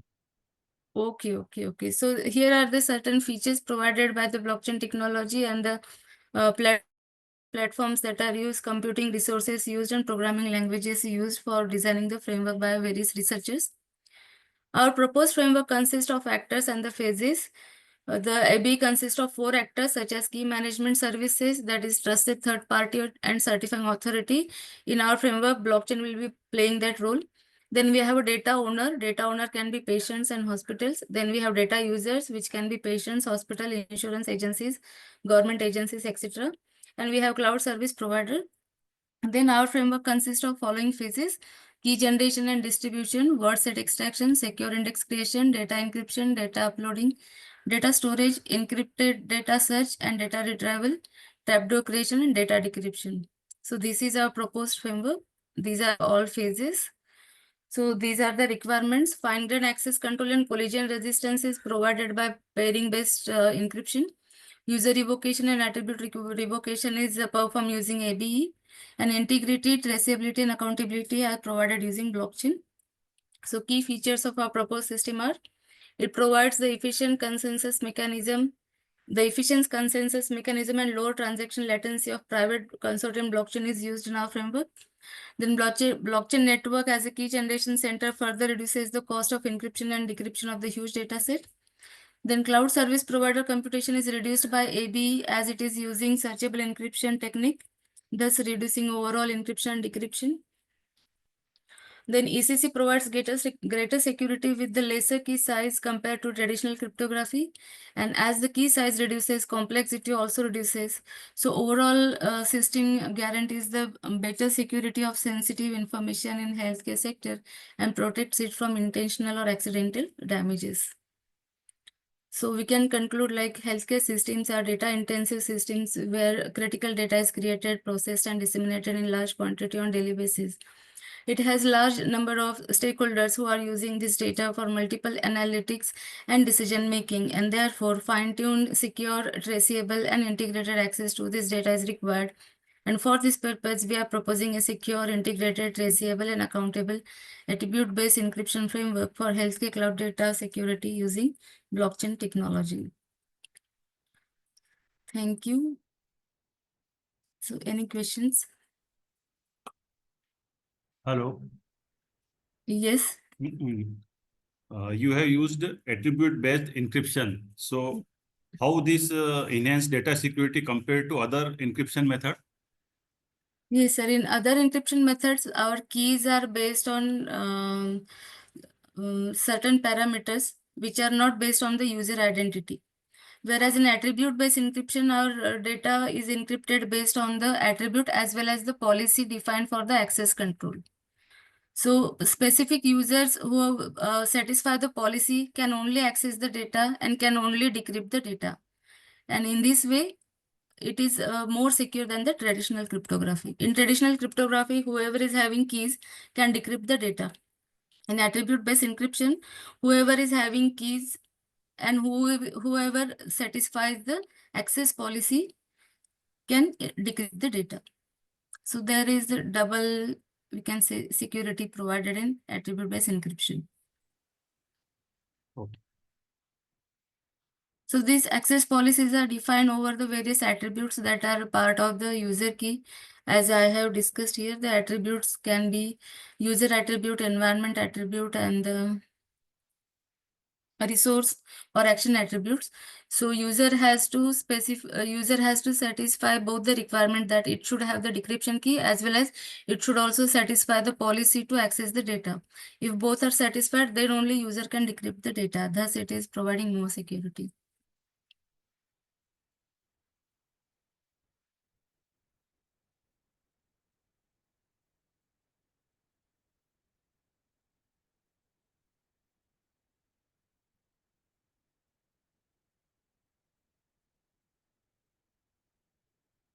Sorry. Excuse me. No, okay. Oh, okay, sir. Okay. So I guess there aren't any further questions. So thank you, ma'am. Okay. We'll move towards our next presentation.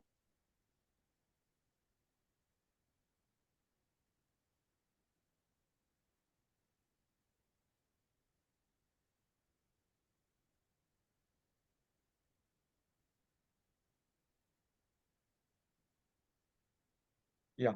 So our next presentation is Mr. Sogri Fakal will present his paper on geolocation prediction of social media users, a text-based approach on Twitter.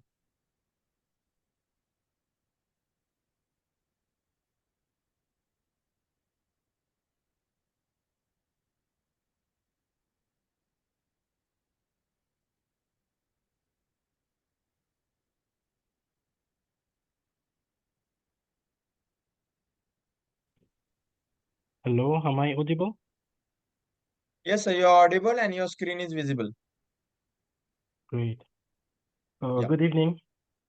My name is Sugezida. I'm from the Applied Computing Laboratory of National Taipei University of Technology.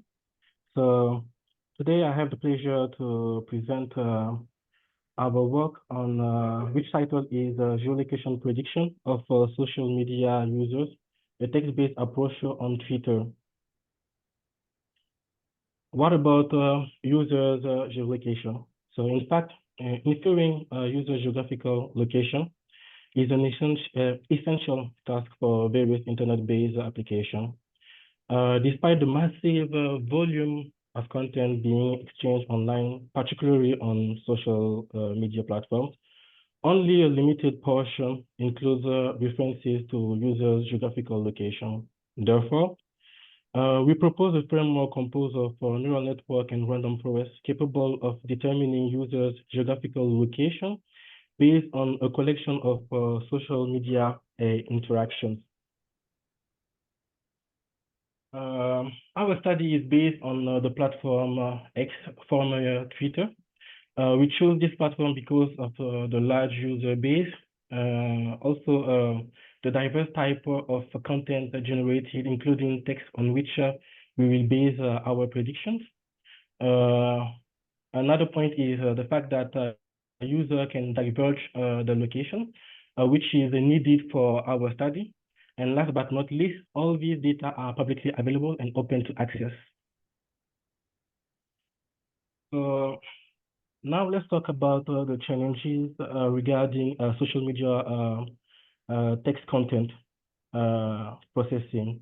The first one is contextual understanding. In that case, a user may mention location unrelated to the actual geolocation. Plus, some user may deliberately obscure the location, making such prediction harder. Ambiguity and noise.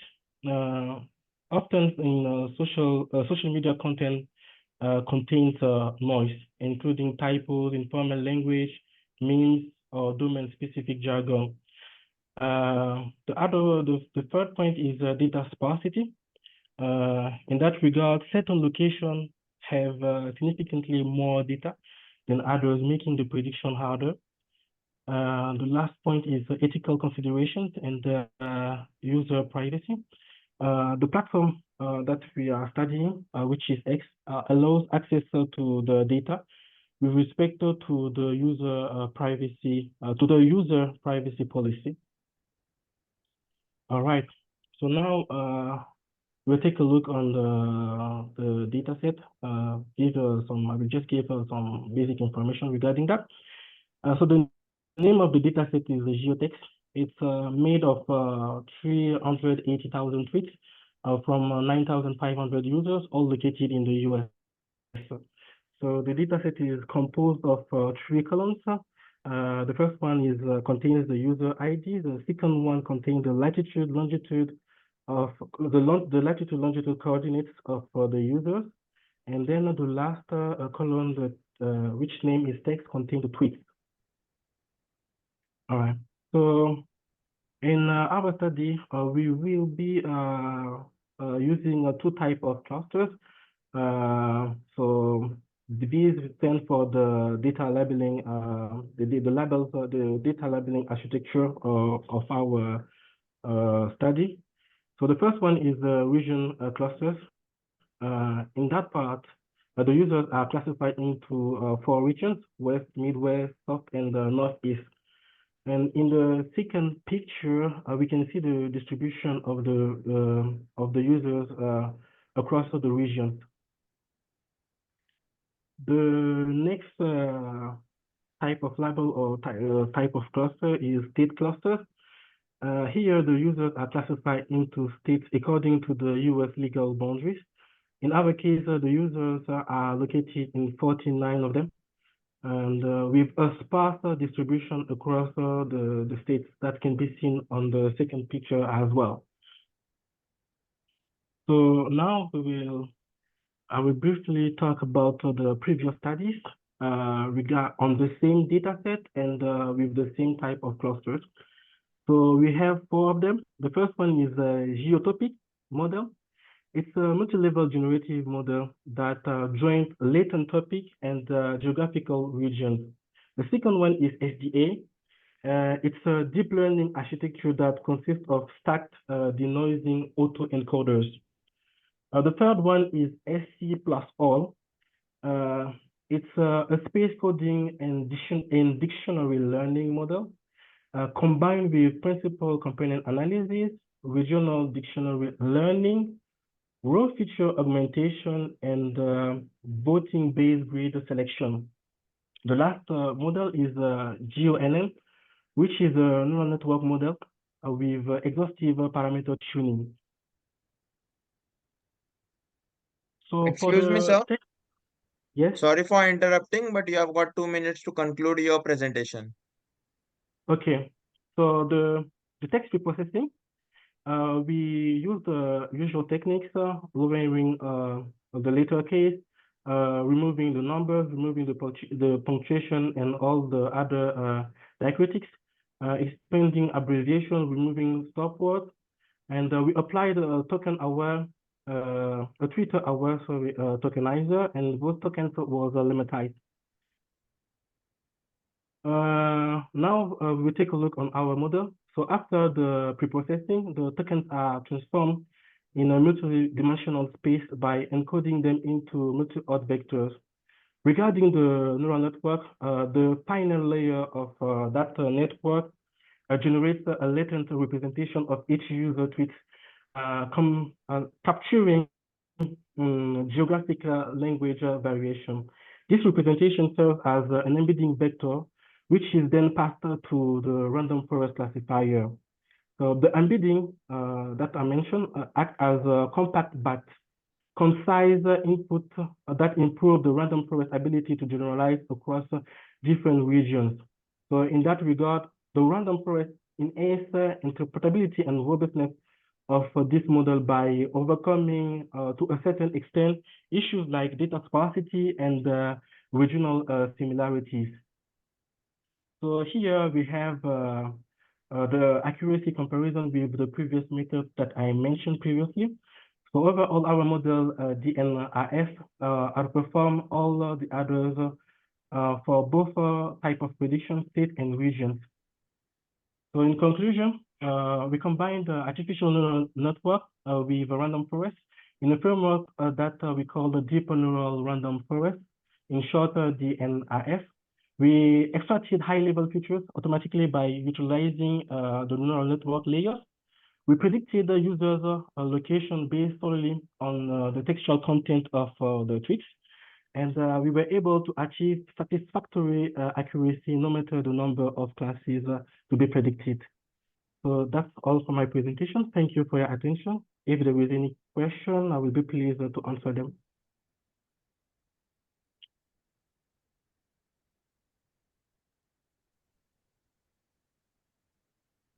Hello. So say, yeah. I asked one question. Is this approach works on English alphabets or other languages or also? Can you repeat the question, please? This the text-based approach on Twitter works on English language only or other languages also? Not only English language. Only English. Okay. Yeah.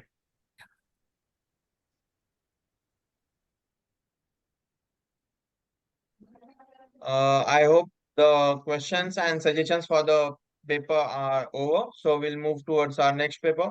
Thank you, sir, for your presentation. Yeah. So our next presentation is Mr. Arpit Swen, who will be presenting his paper on green communication systems and networks, sustainable practices for ODA communication and rural connectivity. Arpit, sir, are you in session? Good afternoon, everyone. Yes, I'm present, sir. Sure, you can commence with your presentation. Okay, thank you so much.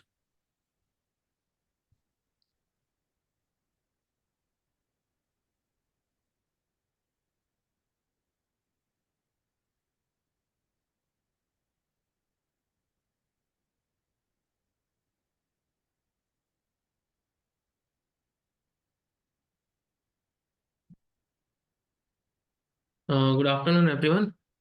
I'm Arpit Suman from Odisha. I'm a lecturer in Centurion University. So my topic is green communication system and network sustainable practices for ODI communication and rural connectivity.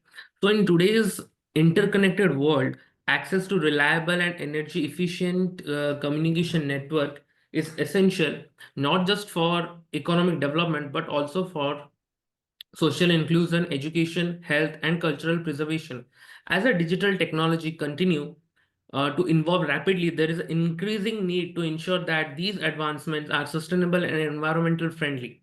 Green communication systems which aim to minimize the energy consumption and ecological footprint of telecommunication infrastructure, are a vital steps in this direction. This study focuses on the implementation of such system in Odisha, which is a state in India, a state with a diverse geography that includes urban centers, rural hinterlands, and remote tribal region. By examining sustainable networking practices, renewable energy integration, and digital cultural promotion, the research highlights the potential for eco-friendly and inclusive digital transformation in the state.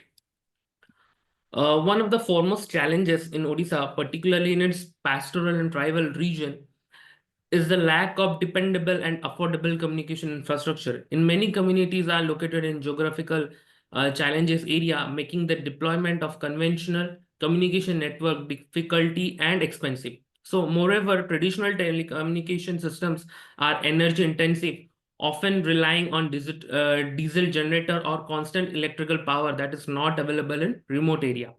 These systems also contribute to high operational cost and increased carbon emission, which run counter to global and national sustainability goals. To address this issue, the study explore the integration of renewable energy sources such as solar, wind, bioenergy into communication network. These green energy solutions are not only environmental friendly but also more suited to off-grid or semi-grid nature of many rural communities in Odisha. For instance, solar-powered mobile towers and Wi-Fi hotspots have the potential to operate independently of the central power grid, providing uninterrupted services with minimal environmental impact. Similarly, wind turbines and biomass powered units can also supplement energy need, ensuring reliability in different climatic and religion conditions. These renewable solutions reduce the dependency on fossil fuels, thereby lowering greenhouse gas emission and promoting long-term sustainability.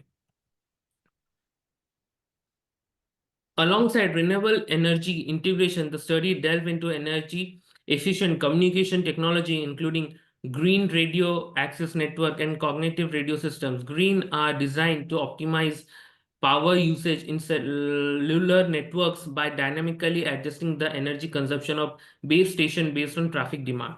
These systems can enter low power sleep mode during off-peak hours, significantly cutting down on energy waste. On the other hand, cognitive radio technology enables more efficient use of electromagnetic spectrum by allowing a device to detect an underutilized frequency. This intelligent spectrum management reduces interference, improve signal quality, and minimize energy consumption.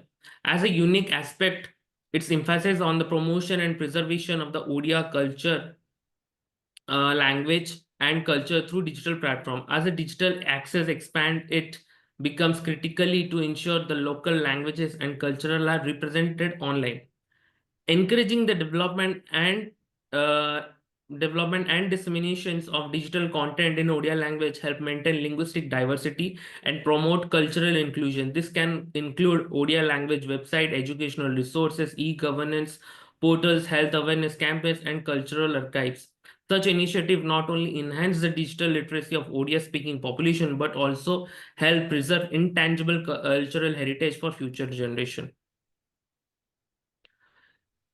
The prioritize energy effectiveness and sustainable technology can significantly contribute to the preservation of Odia culture while enhancing digital knowledge using digital platforms powered by renewable energy ensures the long-term viability of Odia literature.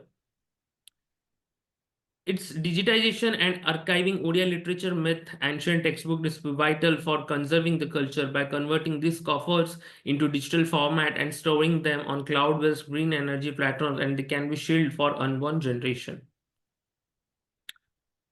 In the Sorry to interrupt, Mr. Harpreet, but yes, I'd sir. like you to conclude your presentation within next 2 minutes. Okay, sir. By addressing this interconnected component, energy sustainability, digital inclusion, and cultural preservation, the study presents a holistic approach to building a green digital ecosystem in Odisha. The benefit of such an approach are multifold. Environmentally, it's help reduce carbon emission and environmental degradation, contributing to climate action goals. Economically, it lower operational cost, making connectivity more affordable and viable for service providers in low income areas.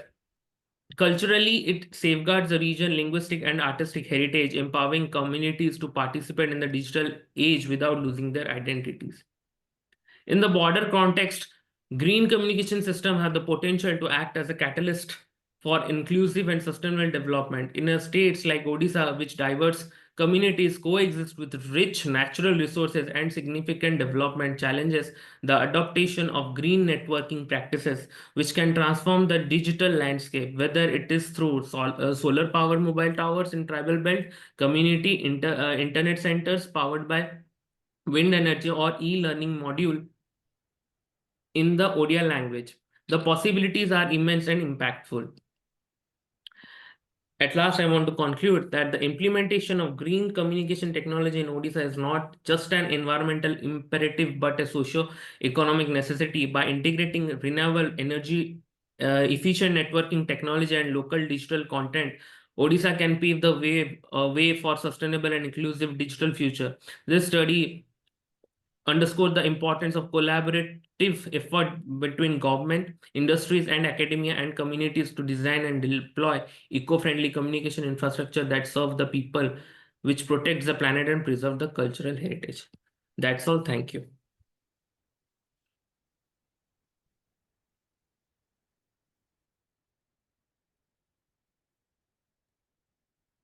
Do we have any questions from session chairs? No.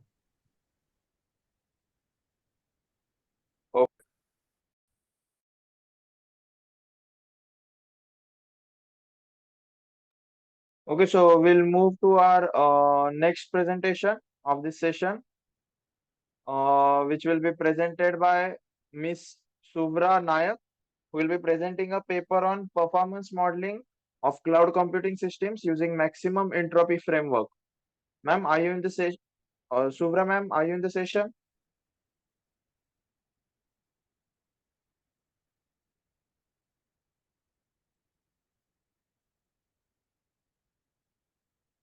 It seems she's not in the session.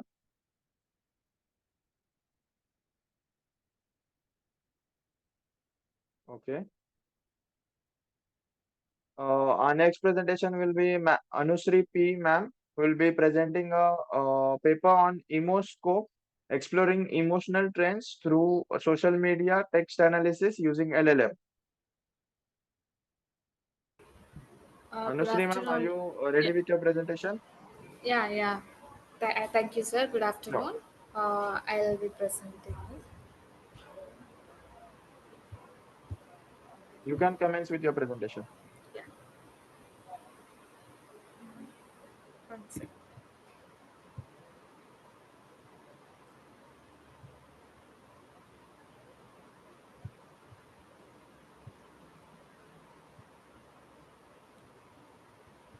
So, is my screen visible? Yes, ma'am, your screen is visible.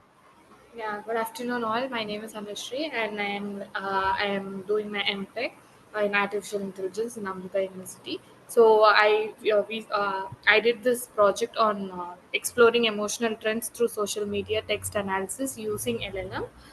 This project was done under the guidance of Dr. Bhagwati Shilkumar and Ramya.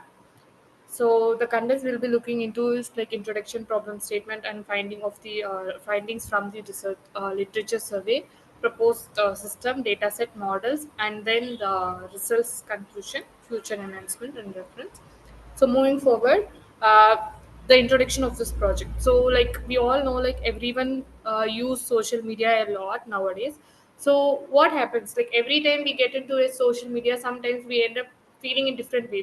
We would be in some other mood, but ending up in different mood after watching some text or after reading some text or like even the videos. If you go into, if you see some video after ending that, you would have ended up with some emotions. So in this project we are aiming to find out like the text.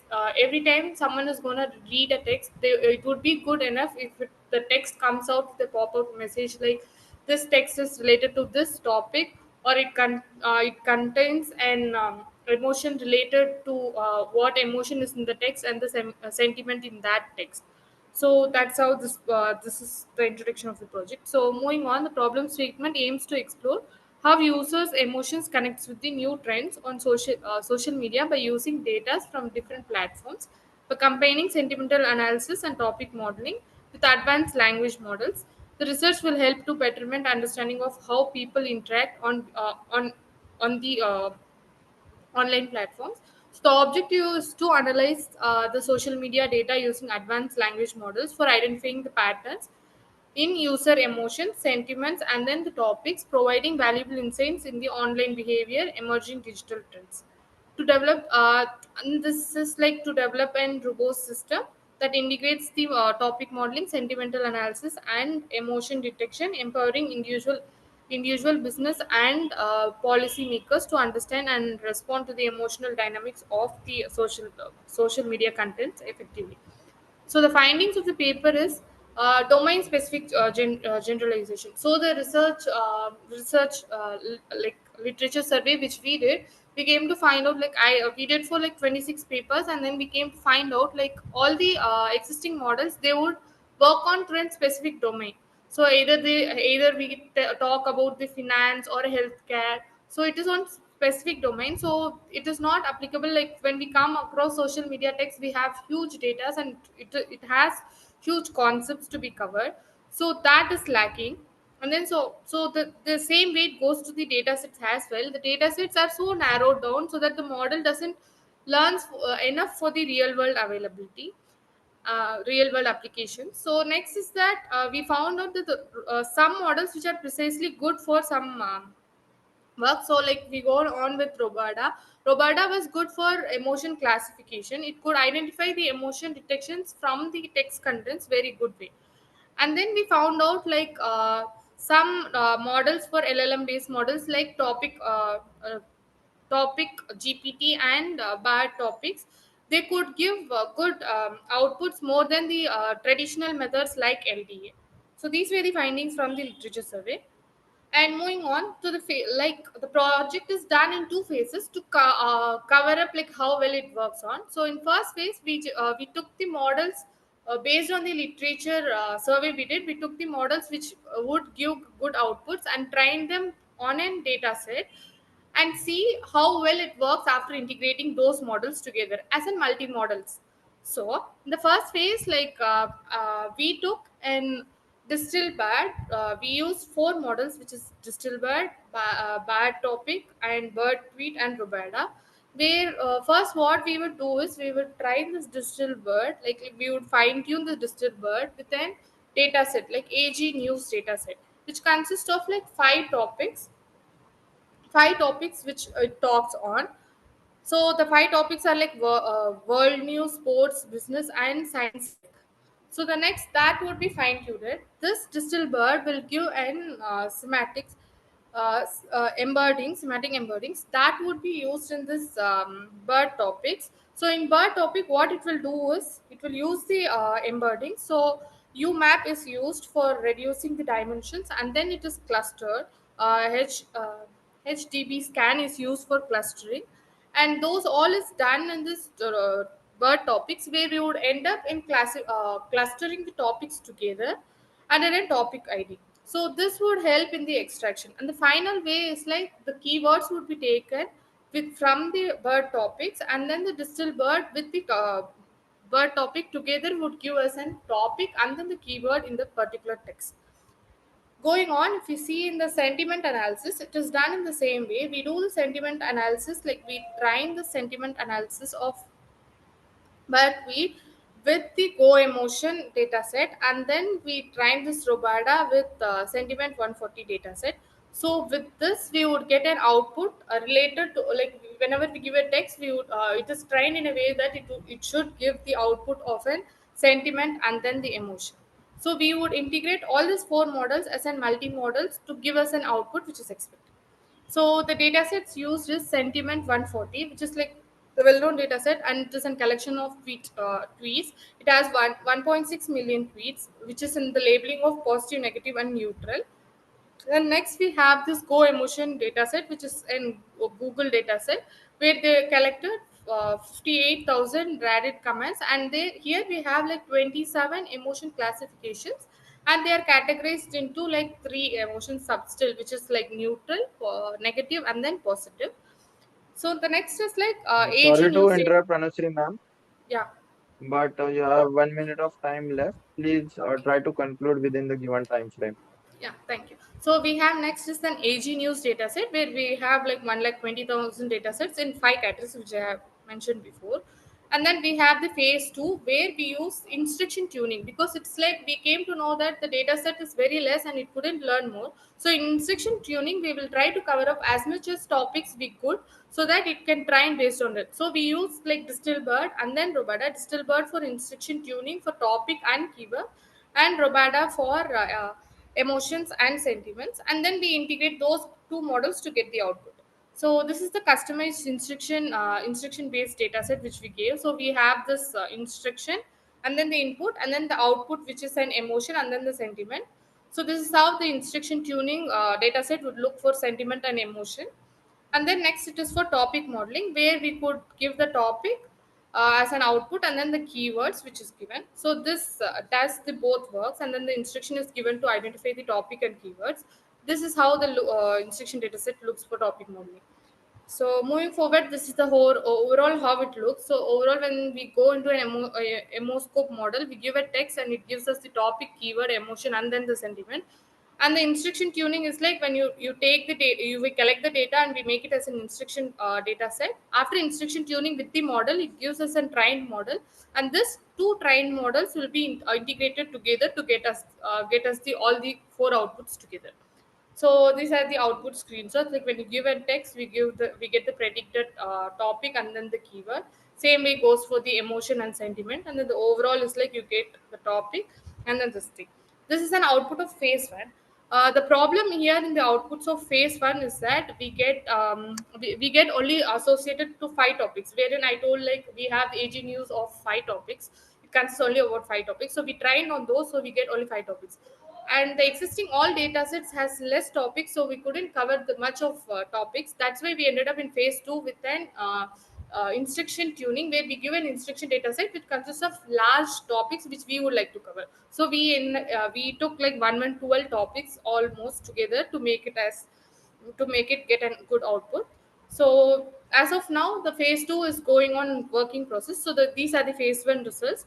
From phase one results, we could see like the understanding between ambiguity cases, like when there are similar sentiments, it couldn't end up giving us a proper sentiment and emotions for that. And the multi-labeling, sometimes we have same a text with different which can lead to understanding of different. So in this case, in the phase two, when we are doing with an to handle this, we are giving in the instruction set only, we are giving the instructions and then the emotions. The difference would it could understand the difference easily, like for this test this emotion should be given. So the conclusions and future analysis is like the sentiment analysis and the emotion detection and topic modeling. It is like it works good when we are fine tuning it with those. And then the scalability and interpretation, it is like good, like we can use it in social media monitoring. In phase two, we are trying to enhance this model with as I told, we are using instruction data set to enhance it. And then in the phase two, we will be doing the comparison with the benchmark models, like how well it works with. And instruction fine tuning is done in phase two to handle this different multi emotions which is there. So multilingual also, like we are trying to handle the emojis and others in the phase two places, so it can understand the emojis and give us the output.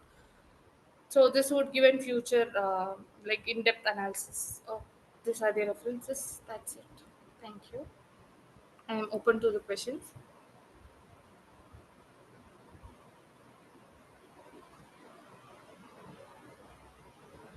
Session chairs, are there any questions? Hello. Yeah. Yes, sir. What large language model did you use in this? Okay. In this, I used like as I told, I used Robada, and then I used Distilbird. bird, wheat, and then bird topic. Which There are one? 4 models: bird, wheat, bird topic, distal bird, and robada. Okay. And how it was fine-tuned for emotional detection? So yeah, that's what I was explaining about. So for emotional detection, in the first phase, what we did is we took this bird tweet where we used this go emotion data set, and then we fine tuned this bird tweet existing model with the go emotion data set so that it could detect the emotions. For sentiments, in the same way, we took sentiment 140 dataset and trained it with Robada model. So the Robada model is an existing model. We are training it with particular dataset so that it gives us an output the way we expect. So when we train with that sentiment 140, it gives us the sentiment as an output, whether it is positive, negative, or neutral.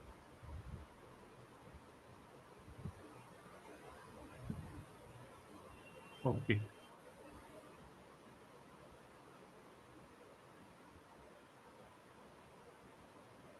Okay.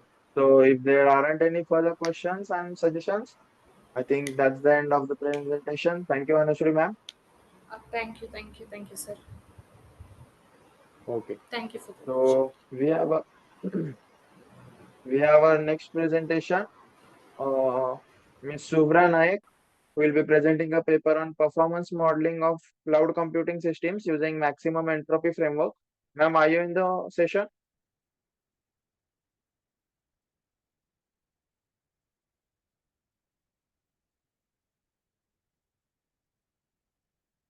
Subhra Naik or co-authors associated to this paper are anyone present in this session?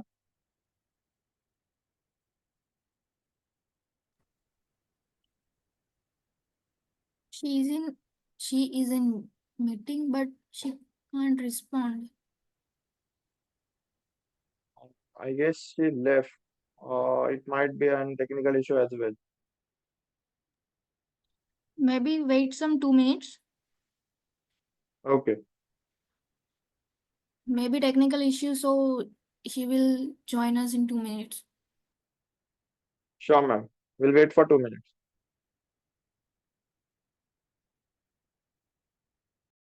I think Adesh, she is not there. You can go for the next presentation. Meanwhile, if she want to join, she can join, I think. So actually, this would be the last presentation. Okay, fine. Yeah, rest all the presentations for these sessions are over. So Hmm. we'll wait for 2 minutes. Hmm. If there's a major technical issue, then we'll have to conclude. Hmm.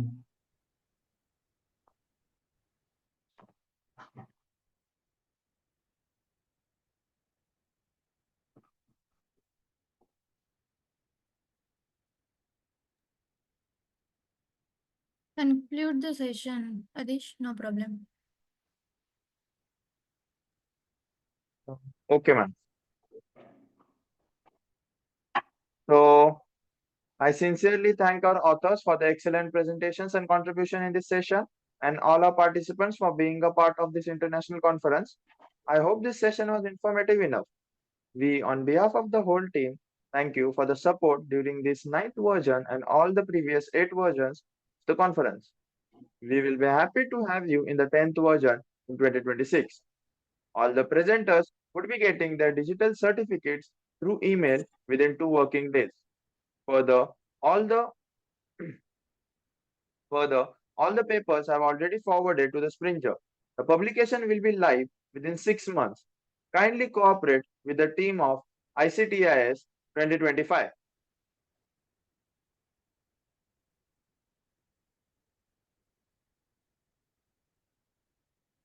I also thank our session chair, Dr. Vilas and Dr. Bharat, for chairing the session. This is a token of appreciation to the chair on behalf of Team ICTIS 2025 and Global Knowledge Research Foundation and partners. Thank you for your valuable presence. I kindly request you all to switch on the camera for a quick snapshot of the virtual conference.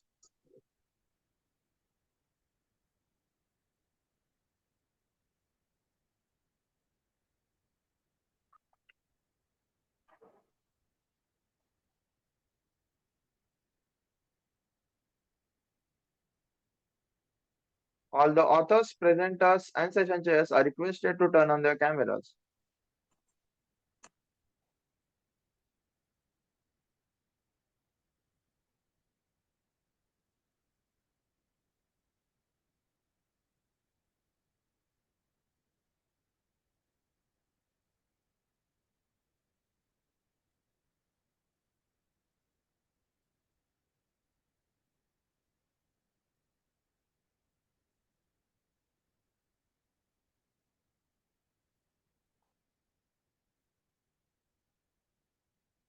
Okay, so the session 7A has been concluded.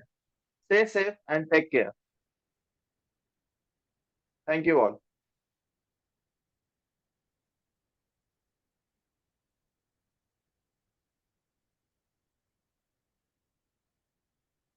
Thank you, Adesh.